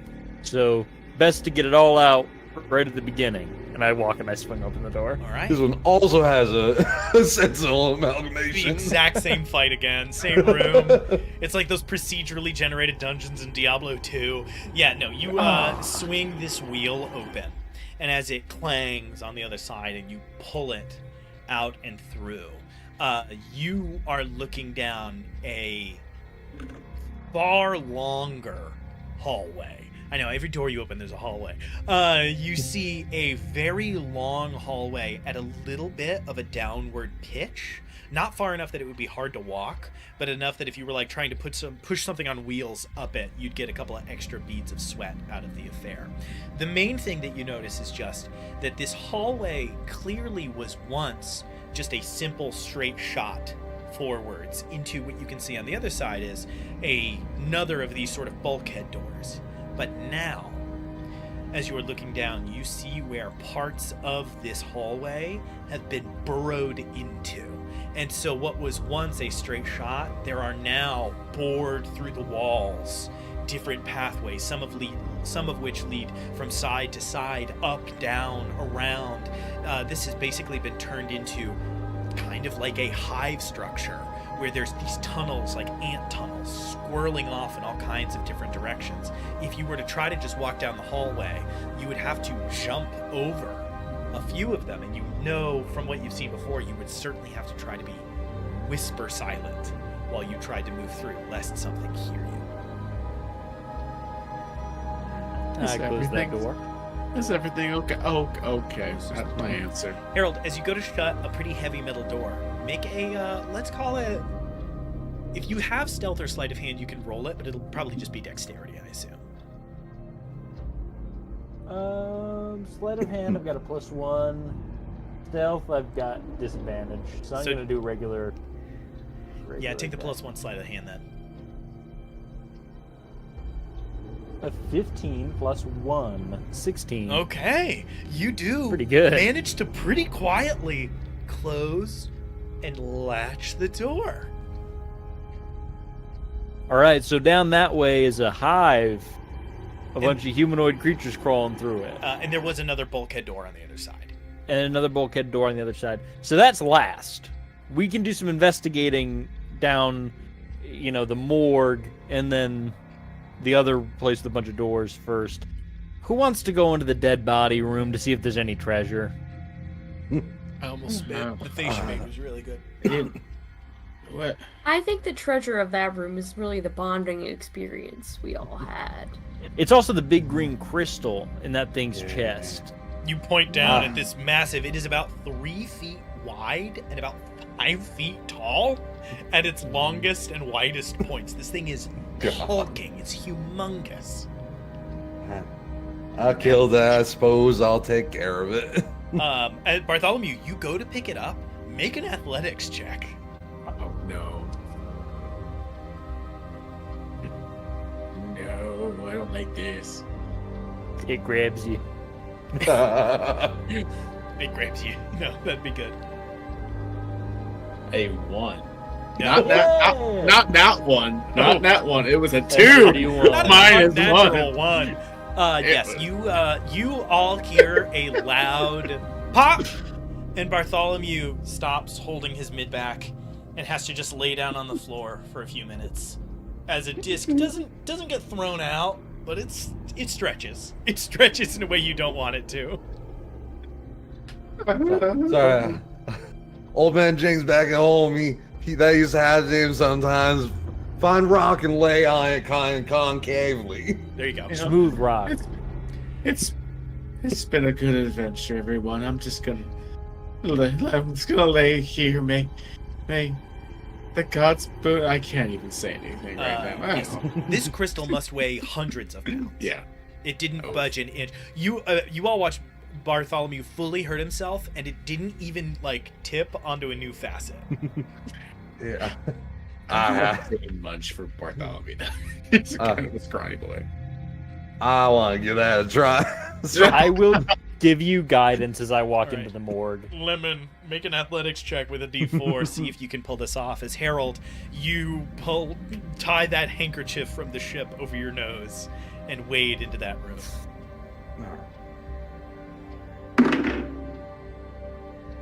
I'm gonna roll inspiration on that. Okay, we're gonna burn that point of inspiration. We're going in there. Because I got 2 on that D20. Ooh, I didn't keep a good eye out for inspiration this session. When I watch back through, I reserve the right to text people. Oh, so much better. Yeah. All right. So 19 plus 3 plus 7. 19 plus 3 plus 7. There we go. Where are you going with this? Do you go into the bag of holding with it? Will it fit in the? So you sold off all the other armor and stuff that was inside. Is there anything else in the bag at this point? I don't think so. There. Aside from small Did we- things. Did we sell the jewels from the baths already? Or was No, that- you still have no. the jewels from the baths, but you So sold all that's the it. armor and weapons and everything. Yeah, all the armory stuff Okay. is sold. Then yeah, Lemon, you managed to get under this rock, and it's like those, I don't remember what they're called, in I think Scotland, you pick up those stones.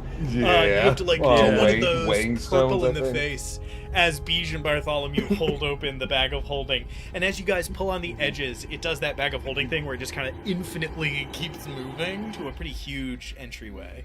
Before I play, do I feel any magic coming from it? Yeah, make a perception check really quick just to see what you notice, especially from touching it. Yeah. It's actually regular radioactive. The true magic of real life. Lemon gets mesothelioma. It's 13 plus 3, so 16. With a 16, you obviously cannot identify the kind of magic or anything, but it feels like you just licked a 9-volt battery as you are holding it. You are feeling like this dull, almost electrical tickle wherever you are touching it. You feel this very powerful sense. I finally get in the bag and alright guys, someone remind me to identify that when we're back at camp, please. For the record, that stone weighs the business end of 250 to 300 pounds. So that bag is at half capacity right now. As you manage to dump it inside, Harold, make a perception check as you start to poke around the dead body room, as you've so elegantly named it. Bij is 10 just plus standing 3. back, shaking their head slowly. What'd you get? That is 10? a 13. With 13, a 10 plus 13, 3, yeah. Unless you're looking for something very general, it's just you see rotten body parts, you see surgical tools, you see that some of the stuff looks much older, some of it looks newer, but especially with a 13, you get that very surface level and nothing else. Anytime you try to bend down to look at something, the smell overwhelms you and it takes most of your mental effort to not dry heave. You're just really not able to get much done in here. Harold does a general non-denominational prayer, splashes a flask of holy water, on these dead bodies, all the like major ones, does a quick sign, and then walks out When of the you room. splash holy water on the bodies on the ground, nothing happens. And then you start to splash holy water on the bodies on the tables, and each time you do it, the skin sizzles like there's acid. Oh. Boo. All right. I'm going to take my hammer and I'm going to crush those bodies and then finish my prayer in holy water. Yeah, you make your way around. There's 6 in total, 1 on each table, and you just set about. You like rear up and swing down. Ironically, this executioner's hammer being put back to its original use. You see now, as you are very close, that each of these bodies is, while clearly like cut apart and stitched back together with strange things inserted into its interior, they are like shallowly breathing, but they don't seem able to move. Whatever would fully animate them obviously has not done so yet. You're not sure what's going on there. As you crush the sort of like first 2 or 3, you see that they are more of the various kinds of these creatures stitched together. By the time you get to the last 2 or 3, some of the parts are dragonborn, some of the parts are human, some are elvish, none of them look familiar enough that you think you know them, but they look... You have yet to see any dragonborn or pretty much anything other than humans among the number of these creatures, and you are starting to see new material being used. Yeah. As you put these last few out, eventually you are done. Everybody else is just hearing the sound of crushing Bang! watermelons. Yeah. It's a pretty grim audio experience for everybody else. I walk out covered in detritus. Harold. No treasure. No treasure. Thanks for checking on me, by the way. Coming to make sure I was alright during all the clatter and the ruckus. No, I appreciate it. I'm fine. Bartholomew just lifts his thumb from off the ground. Yeah, you know, I wasn't expecting you. You're good. You would have yelled. There we go. Yeah, true. All right. As you finish up with that, Bartholomew manages to get your way up. Bartholomew, your back's feeling a little better. You're feeling a little good. Maybe Lemon does that thing where he like picks you up by your armpits to crack your back a little bit. I will ask Harold, Lemon, Beach, Bartholomew, where are you going now? You have that long hallway that is not full of terrifying tunnels into the darkness with a door at the end, or you have the central hallway, which is full of terrifying tunnels into the darkness and also has a door at the end. Down door number 1. Door number treasure. Door number 2. Unimaginable horrors. It's good stuff. You guys literally just did I that. vote treasure room. What's that stupid thing where it's like you go on a game show, there are 3 doors, you pick one, and then the guy says, well, let me open this door and show you what's inside. Do you switch or not? This is Harold going, well, if there was a monster, then that first door's probably fine. Like, Probably pretty playing good. the stats. All right. Down the cool hallway with a bunch of doors, right? Are we all agreed? Yeah. Yay. Sounds Bartholomew good to says me. yes, Beige shrugs. All right, Harold, you make your way over, turning that heavier door, pulling it up and out of the way. You go down this hallway with its doors on the left-hand side, stretching out to the end of the hallway, where there is a larger wooden set of double doors. I will say, there are 4 doorways in total off on the left, and then this large set of doors at the end. Pardon me, which ones do you prioritize? Is there any that you're sort of headed to first? I think as we approach them, we'll just do one at a time, going down. Great. Okay. So making your way in a couple of steps, you arrive at this first door. It is very simple and plain, but with no way to peer into the interior. Again, you see some writing above the door. You just cannot discern what the language is or what it may say. One of these days, we'll have seen enough of these symbols that we know what it says, but that is not today. Okay. And I push open the door. You turn the, this one has a little bit of a more typical handle. You turn it and swing the door open. And as you are looking inside, you see a very strange sight. You see that the walls of, it is funny because the hallway, like I said, is like almost pristine, as if it has been maintained in this like very, very careful way. As you open the door, you see that the back wall, the wall that you are facing, is covered in a membrane of fleshy material, almost like skin. And you see that sort of growing out of it are these gently glowing like spheres, like these orbs, like these almost pustules that are huge, though. It looks like a person in the fetal position could fit inside of them. You see there are 3 against the back wall, which has this covering of tissue. You then hear a noise and look off to the right and see that looking back your way with a completely expressionless face, you see a skeleton with a bucket and a handbrush looking over at you, and you can see that for as like obviously disgusting as that wall is, the rest of the room looks really clean, like you're in a surgery. And you see that this skeleton has a brush and was in the middle of cleaning like the wall, which is almost glimmering in its like perfect cleanliness. It Good work on that wall. dips the brush back in and slowly goes back to brushing the wall. Guys, should we like pop these pustules? You can go ahead. I'm just gonna stay clear in the corner. You know what? I'm not gonna lie. I don't think there's gonna be treasure in there.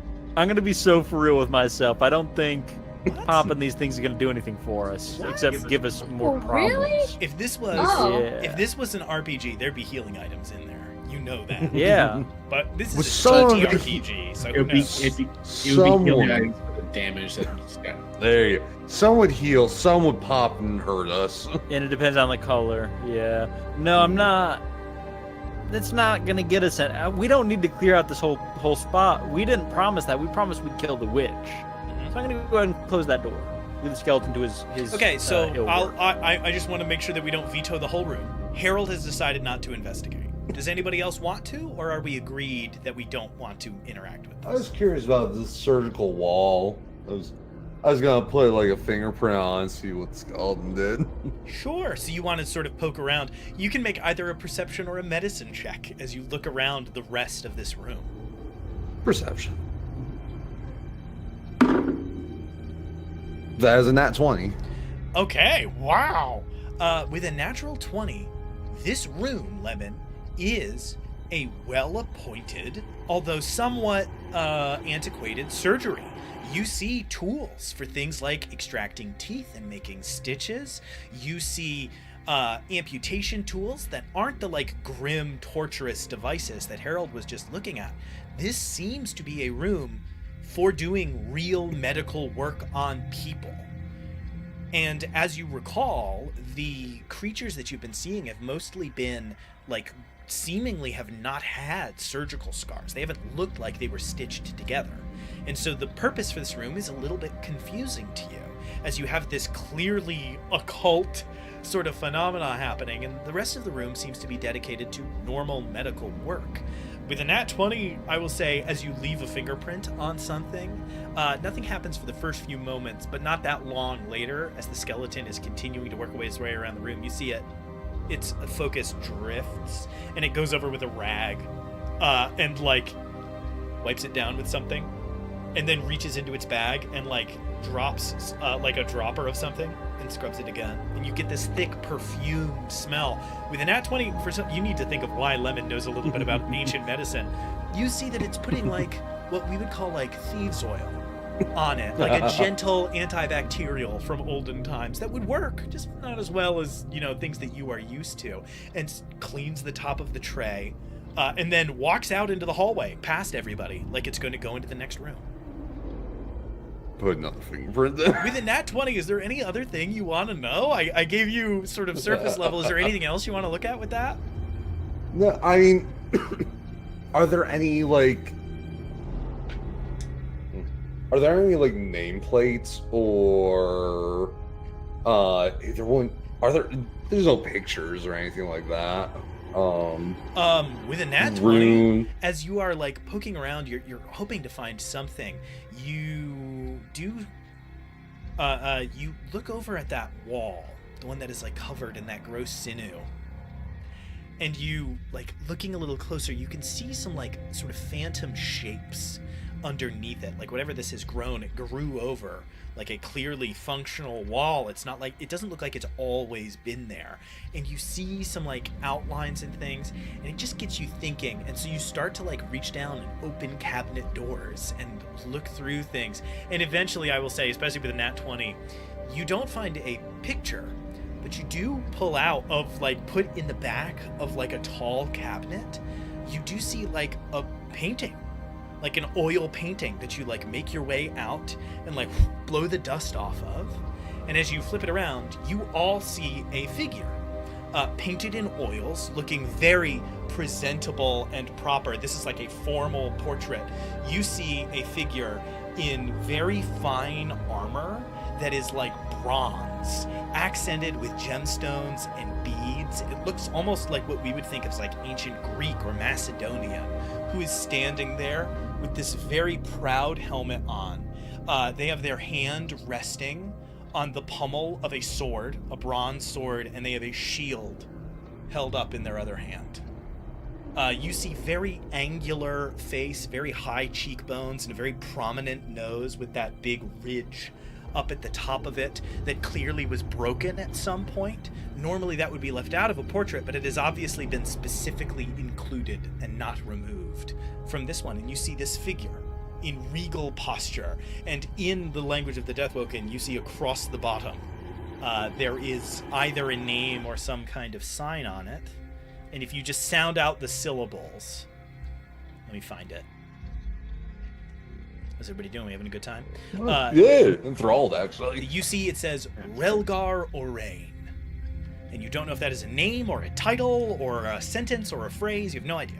It just says Relgar Orain.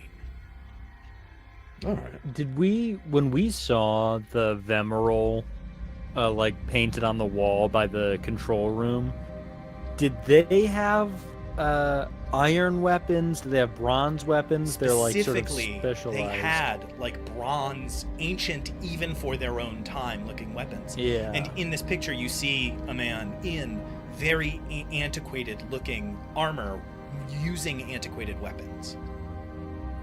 That looks like one of the Vemeral to me. And you see this just very proud. He has this very hawkish face. He has very short brown hair, not shaved, completely bald. It stops, though, like before even getting to his earlobes. There is just a little pushback kind of look, and he is standing posed. Yeah. Yeah. Oh, he doesn't strike me as a warrior. If he's in regal armor and straight back like that, that's more something trying to put on air or something. And that they nose, treat them like gods, you know. Yeah. The nose makes me think he is a warrior. You got that shit See. busted in combat. See, that's one of the things that makes me think he's not. Because say you're someone of stature, but you want to make people think that you're a warrior, and you got kicked by a mule once, and nose went. You think it's performative? Yeah. Like those people that used to have duels, and then they would stuff this is a real thing that happened historically. People would have duels at like universities, cut their faces on purpose, and then stuff horsehair in to get big dramatic scars. Yeah, it used to happen. Honestly, like in German universities. It's a little bit of World War II factor. That's Catch my drift. Yeah, it's crazy. You should look it up. It's a really odd thing. Yeah, I mean, you could be right. This could be for show. He could be a warrior, and this is them showing, like, even in his proudness, he is strong and of the warrior class. But just as likely, you're correct. We haven't seen the Vemeral. We've seen portraits of them, and we've seen the ancient weapons indicated twice. But ancient weapons typically wouldn't function as well as more modern ones, so why have them? It could be true. Yeah. Two thoughts though. First, I think the Major's gonna want this. I think they'll pay for that. Oh yeah, big money. Before that though, I think we should give it to our old mage. Our the one from the Bastille. Yeah. Oh, you want to see if Zariak the Seer Yeah, recognizes see it? if he might know something about it. And I will also He's say, from the time. He might know the language. Yeah, you might know this guy. I'm going to put a little red flag in this moment because I can actually gaze into the future and I can see Stefan going, I actually have proficiency with medicine.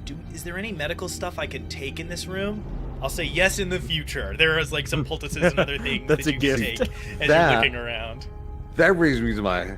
Lemon starts my shattering second- everything. He takes Yeah. the cabinet over. The No. bedroom! Slams. No, we're trying to make money. We could sell this room as a medical procedures room. We get a doctor in here. You need something done? Come on down to our room. All you need This- to do is kill 40 plus agents of Oedipus on your way out. We- Yeah, we don't have access in this. We have a bathhouse. We have a medical house. We would if we hadn't already promised it as Michael, like giving it up. Lemon's like, we should open a hotel. Yeah, I mean, Hotel of Horrors. but yeah, I mean, Hilver will grab whatever medical supplies we need for selling and for using. But otherwise, you know, we've sort of forfeited this whole area. Yeah. So Minus the good find though. Minus the Portrait's giant big. stone and now the portrait that you're stealing. You slide the portrait into the bag of holding, and this large oil on canvas is dispersed into this bag. I will save a little bit of trouble. As you open the next few doors, you continue to see the same thing play out. It is almost always the same in the first 3 of these 4 doors. You see that the entire rest of the room is kept in perfect clarity, and then there is this wall. Always it is the back wall opposite the other side, and it almost seems like the cleaning is done right up to the edge of it, and it is left alone. I will say, the whole time you're inspecting the second room, you are watching a skeleton very methodically clean the entire interior, because you guys are sort of at pace with this skeleton cleaner now. Can I another walk up to it fingerprint in and it. just give it a look to see like Absolutely. what the shapes are Yeah. when I'm looking in? Perception, investigation, medicine. Which of those are you aiming at? Because it'll change what you learn. I think it's gonna have to be perception. Everything else is a +0 or -1. I'm watching Nick and Bartholomew perfectly drift together in this moment and give a look that I can only describe as, why are you touching it? Why would you touch it? Just all right, yeah. So which of those 3 do you do? I didn't catch it. Perception, and it's a 15. Great. Okay, but the 15, you see, one, there is this like faint light. There's clearly some kind of bioluminescence or other kind of luminescence coming from interior, just giving it a little glow. As you get a little closer, you don't touch it, but you like hold your hands close. You can feel there is warmth coming off of it. There is something producing heat from the inside. Was that a 15 or higher? It was a 15. It was a 15. As you are close, though, you do see a shadow kind of shift across the light, and then from the inside, and you see like what looks to be the elbow and forearm of a creature or person like hit against the side, and you just see it long enough that you can make out like the bone at the bottom of the elbow and a little bit of an arm that tapers towards a wrist, but the forearm is too long. It isn't in proportion. It is about 1 1/4 times longer than it should be. Yeah, I feel like this flesh wall is sort of making a monster inside of it, and it's gonna bust out of one of the pustules at some point. Is it gonna be today, tomorrow, 10 years from now? I have no idea, but I did see an arm, and it was too long. So, anyway, I'm out of here. I'm not interested. We don't need to deal with this thing. I'm not interested. Bartholomew's thought been this was out gonna the be door the the, like- entire time. He's just poking his head in, just waiting. Bartholomew's full Yeah. Scooby-Doo. Like, what are we doing? I thought this was going to be the horror season, and Spencer is convinced that it is committed to making it a season of I Think You Should Leave. Just, this stinks! And then turn around This and is leave. gross. We're out of here. This is gross! You walk back out, move down one more set of doors, and then finally you open the 4th door. This is the final one before you have that sort of large double set of wooden doors, right? As you go to open this door, what is the highest passive perception we have in the party? 13. 16. 16? 13. 13, 16, 13. Okay. With that 16, Bartholomew, you as Harold reaches for the handle and is going to twist it, you reach out and grab his arm and stop him from twisting it. As you ever so faintly hear the sound of something shifting on the other side of the door, and you don't hear the grinding creak of bones like you hear from the skeletons. You hear something with weight shift. He whispers to something's back there. And I don't think we want to deal with it. It's not creepy at all. Do you think it's the witch? No, because I can hear it. Remember the witch was flying, but whatever this thing is, I think it's gonna make that thing back there look like a puppy. I turn back to the rest of the group, and I say, thumbs up or thumbs down, going in. You get resounding thumbs down. downs. Thumbs up. Beach takes Lemon's hand and just. I Alright. think we need to figure out, Pick a struggle. Pick a struggle. maybe come back. I know Hilver had to ask a couple more questions, and maybe we need to figure something out. I could always listen in to see if it moves away, peek in, but I don't like our chances right now. Because who knows if the witch is behind there too. I don't want to go against it and its pet. I'm gonna go to one of the walls, 3 doors down, and I'm gonna make some noise in that room. Everybody else stay still. Listen at the door. It might be the same creature, and when I go over by the flesh walls, maybe it'll be pulled away and you can open the door and look in. If you still hear movement, don't open it. But I'm gonna try. Okay. So I walk a few doors down. You walk a few doors down and just make a ruckus. Yeah, I open the door and I start stepping around and looking back around in there. Okay. I need the group outside of the door to make a stealth check. So that's Lemon, Bartholomew, and Beige. I need all 3 of you to make stealth checks. Harold, you don't really need to roll anything. You're just kind of banging pots and pans around. You gotta roll stealth, but you don't roll low. I rolled low. I've got disadvantage. I rolled a 7 for stealth. There you go. Great. Perfect. Ideal. 18. 18. Great. I rolled my d6 for some reason. I'm giving myself real disadvantage. That's You gotta take it. severe. Can I say something, though? As the disadvantage mechanic, roll a d12 instead of a d20 is hilarious. That was 8 plus 5, so a 13. 8 plus 5, 13. And Bartholomew? 22. 22. 22. Okay. 18, 22, 13.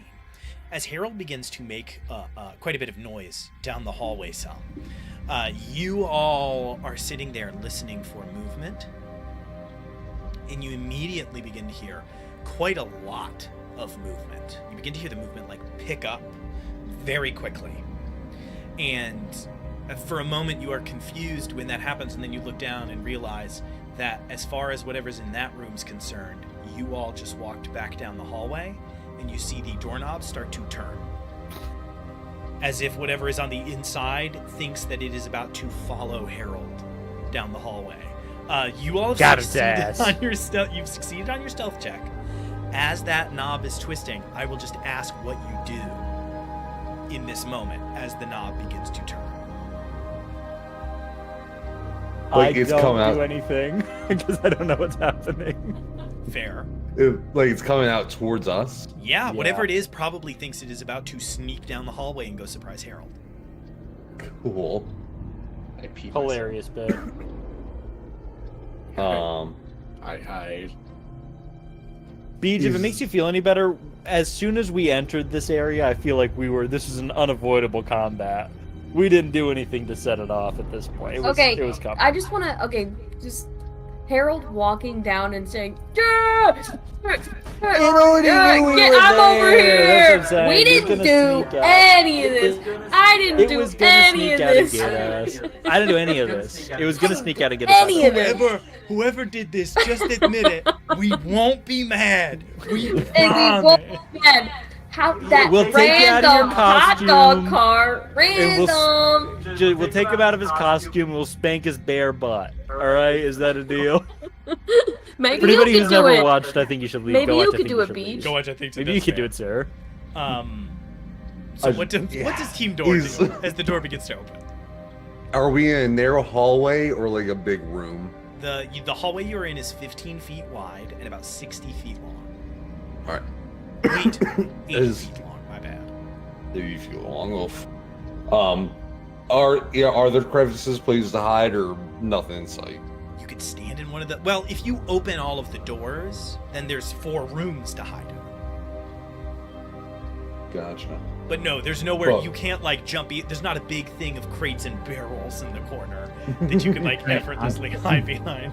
I wasn't sure if it was like a cave or a room. It's kinda No, what. like I said, you're in this like very clean, very pristine, almost surgical area. Like it feels again like a sort of antiquated version of a hospital. Did I hide behind the door? I do want to say though, I do want to honor something. Lemon, Michael, you are beginning to notice something weird, which is that there are these like rough-hewn caverns, and there are these like very pristine cobbled stone, smooth tiled walls. That is not a mishap on my part describing things. There is this weird back and forth between the two kinds of rooms that you are discovering. That is something that you should continue to take note of. What did you just say, Bartholomew?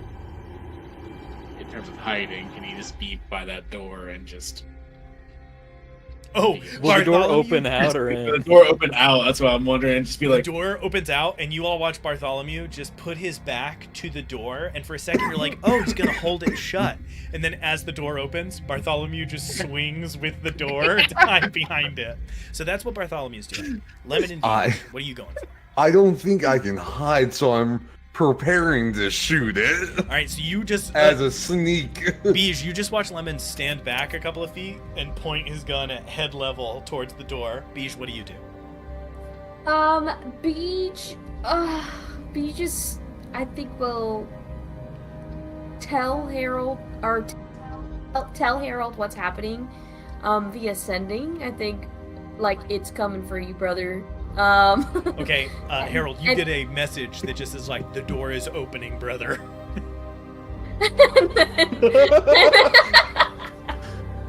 And then Beej will go invisible. So Nice. There we go. So Beej sends a message and then whoom, vanishes. All right.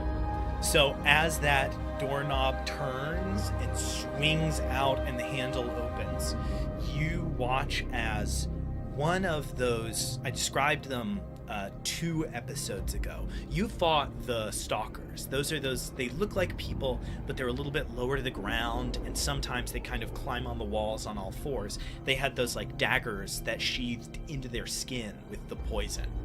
And then I described the ones with longer arms and a little bit of a more almost like predatory or feline appearance with like long backs and willowy limbs. You watch a like hand with fingers that are a little too long opens, and a very like dark, this is all Beej, because Beej, you are like right here in front of these things.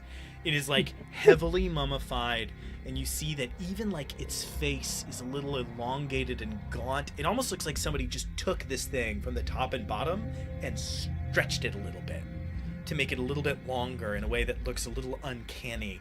And then you see that over its shoulder, another one is sitting in the dark, looking out into this like thoroughfare, and they are both these like enhanced stranger versions. Just as the door swings open and it takes a step out, you see Lemon's gun appear around the edge and fire, and that is where we are going to pick up next week, because it's already 10 o'clock and I don't want to start another combat at the end of the session. Alas, the witch will have to be fought another day. Thank you all so much for playing. I had a great time, and thank you so much for watching. You can catch 3 streams on Foolhardy Press. They all start at 7:30, sometimes late if there's technical difficulties. On Sundays, you can catch Game Masters, Masters of Games. We were playing Castle Crashers last time. We'll either play Castle Crashers again or maybe jump back to Baldur's Gate here for this next one. We're looking at a few other games that are coming out soon that we're a little bit excited for. We're going to have to see how that plays out. On Mondays, you can catch The Party Makes Things Worse. We've run Spencer ran Monster of the Week. Before that, he ran D&D in the Theros setting, and now I'm running Dungeons & Dragons in the Prospect setting, which we came up with on our Tuesday show. Please continue to watch. We have a great time. We shoot for kind of a home game feel, so like we don't cut out rules talk, and we try to, honor moments where we're like, what does that ability do? Which is something that I think is a little fun. On Tuesdays, you can catch DM Writer's Room, where we demystify the DMing process by coming up with monsters, magic items, hacks of game systems, and we keep thinking someday we'll come up with a whole game system live. Right now, we're working on making a Forged in the Dark game, which is, if you've ever heard of Blades in the Dark, if you haven't, it used to be next to me, it's up on the shelf again. Blades in the Dark is a really fun TTRPG that we're going to kind of riffing on right now with Tales in the Dark, something sort of that came up out of Spencer's imagination. Check us out on YouTube and TikTok. Spencer makes a lot of great videos on there. We have a couple of new ones coming out in the next few weeks that we're pretty excited by. And we are currently working on a big old video essay kind of style project that I'm excited for that'll be done sometime in the next 1 to 10 months, depending. We're gonna have to see. Check us out on itch.io, where you can check out our first one-page RPG, The Last Thanksgiving, a turkey-tinged tale of vengeance, and soon you'll be able to check out our second one, Resonance, a mech RPG about working together. And check us out on DriveThruRPG, where you can find our first adventure, which is The Lich's Dollhouse, a level 1 intro to D&D adventure where you make your way through a Lich's strange toy house to try to get a hold of its soul jar. Like, subscribe, and all the rest of that. Thanks so much for watching. We'll catch you on the next one. Peace out.